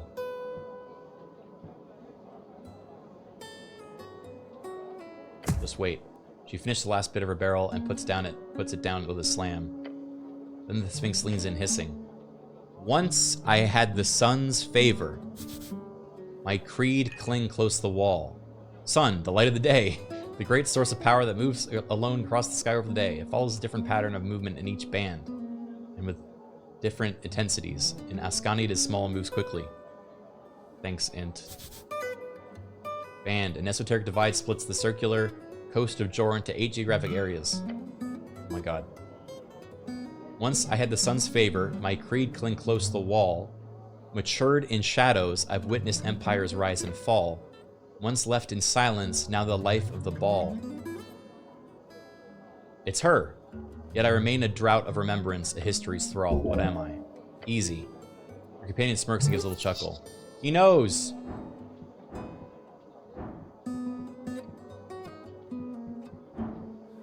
What do you think, Snell? Sphinx turns to Snell with a frown. Oh, you know, this seems like a personal riddle for you, not me. So I'm just gonna watch, alright? She nods.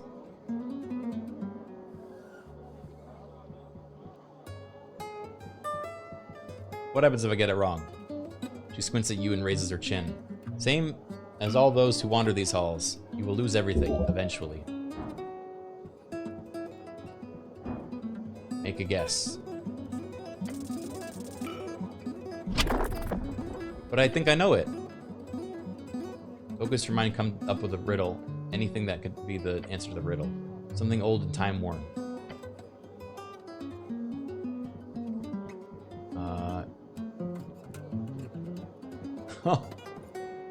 Music, trees, weather, hands, eyes, heartache, emotions, dreams, wine, meat, food, apples, sphinxes, dragons, humans, goblins, the moon, the sun.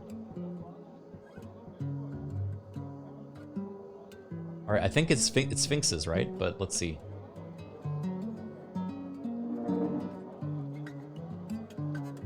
Matured in shadows, I witnessed empires rise and fall. Once left in silence, now the life of the ball.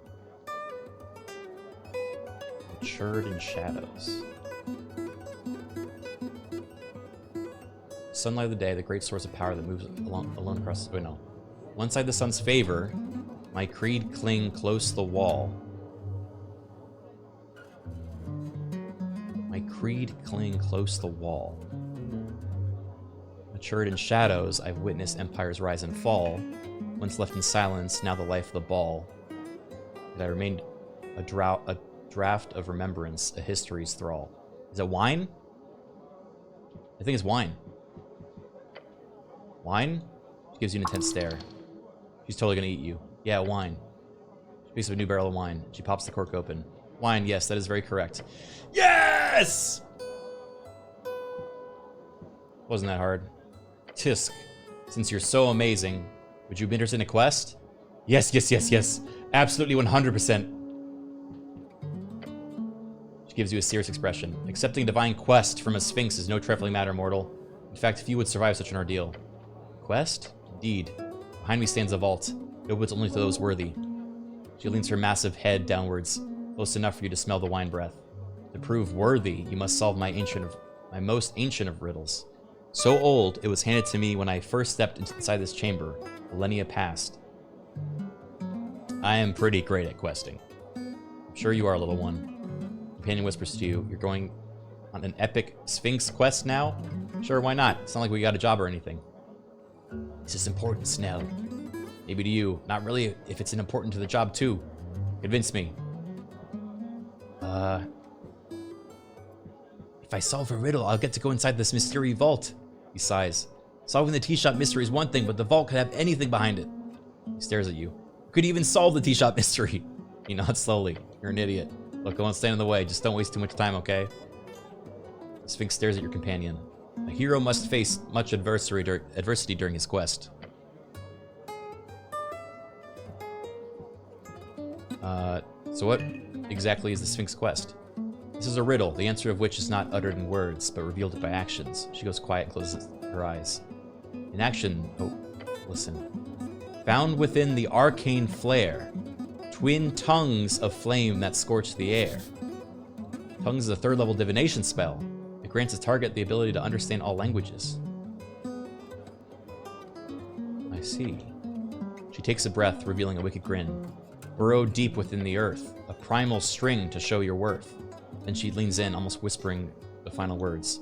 Folk and gods in thronging herds, a man divine alone howls his words. This is intensely vague and cryptic. That's very vague. The answer is not something you can speak. She uses a massive claw to grab something from her pile of stuff. Tosses it to you. Once you understand this riddle, return here. You can only solve it during daytime, alone. We wouldn't want anyone else accidentally figuring out this riddle, would we? She glances at your goblin companion. Goblin groans. I'm not interrupting the job for that. Do it in the morning or something, before you pick me up. The Sphinx chuckles. I never sleep, so you can show up anytime after sunrise before the tavern opens. What have you gotten yourself into? Can you give me a hint? A hint? You dare stand before a Sphinx and ask for a hint? Yes? She puts down her barrel of wine and leans in. You can ask questions, but no, you do not get a hint. Wow, what a cool distinction. Those are really different things. You're supposed to do something, not just answer with a regular word, right? Correct. Do the actions I'm supposed to do have anything to do with? That would be a hint. No such questions, please. What are the actual fucking rules here? Where am I supposed to... No location-based questions. Has anyone else solved this riddle? Her smile fades. Only a handful of folks have proven worthy to enter the vault during the eons I've watched over it. I will only tell you more if you prove yourself worthy, of course. I'll have to do something with you to solve the riddle, right? No. She winces. Damn it, that was a hint. New rule. You get 1 hint. And she can make new rules? Man, she's drunk. That was your 1 hint. It's not something to do directly with me. So it's not like in dialogue with you or whatever. Got it. Something like that. Sips on her wine looking regretful. Guess I'll just have to try some stuff. Trial and error. Not the most silly tactic I've seen over the years. She shrugs again. Her cat shoulders sliding smoothly up and down. Which looks surprisingly funny with her whole feline body thing going on. You're a very impressive creature, you know that? I'm not gonna flirt. We have 4 levels of exhaustion. I can't do it. Maybe if I solve the riddle. Okay. I'm gonna call it for there, guys, because that is so tiring. It's hard to read so much. But it's been good. Ugh. I think I will stream more of this game. If you guys want to watch it at some point. Such a cool game. Yeah, I agree. Tomorrow, if you like Dungeons and Dragons, we'll be playing Dungeons and Dragons over on Twitch TV, Joe Fudge's channel. I think at 3 p.m. PT because we're still in daylight savings time. So that should be fun. And then maybe I'll stream after that. Who knows? I'm gonna try to. Okay. Yeah, you can shout them out, Bombsies. Shout them out. All right, thanks for the love today, guys. I hope you enjoyed it. And I'm gonna send you guys over to Walnut, who also loves simulator games, and he's playing Retro Rewind, which is the tape game, you know? All right, have a good night, everyone. I'm also tired. I didn't mention I got my shots today. I got my flu shot and another shot today. Look, they gave me a big old Band-Aid because I was such a brave boy. But it's making me sleepy. So I'm gonna eat some food. I'm gonna eat my code Criken F factor food and then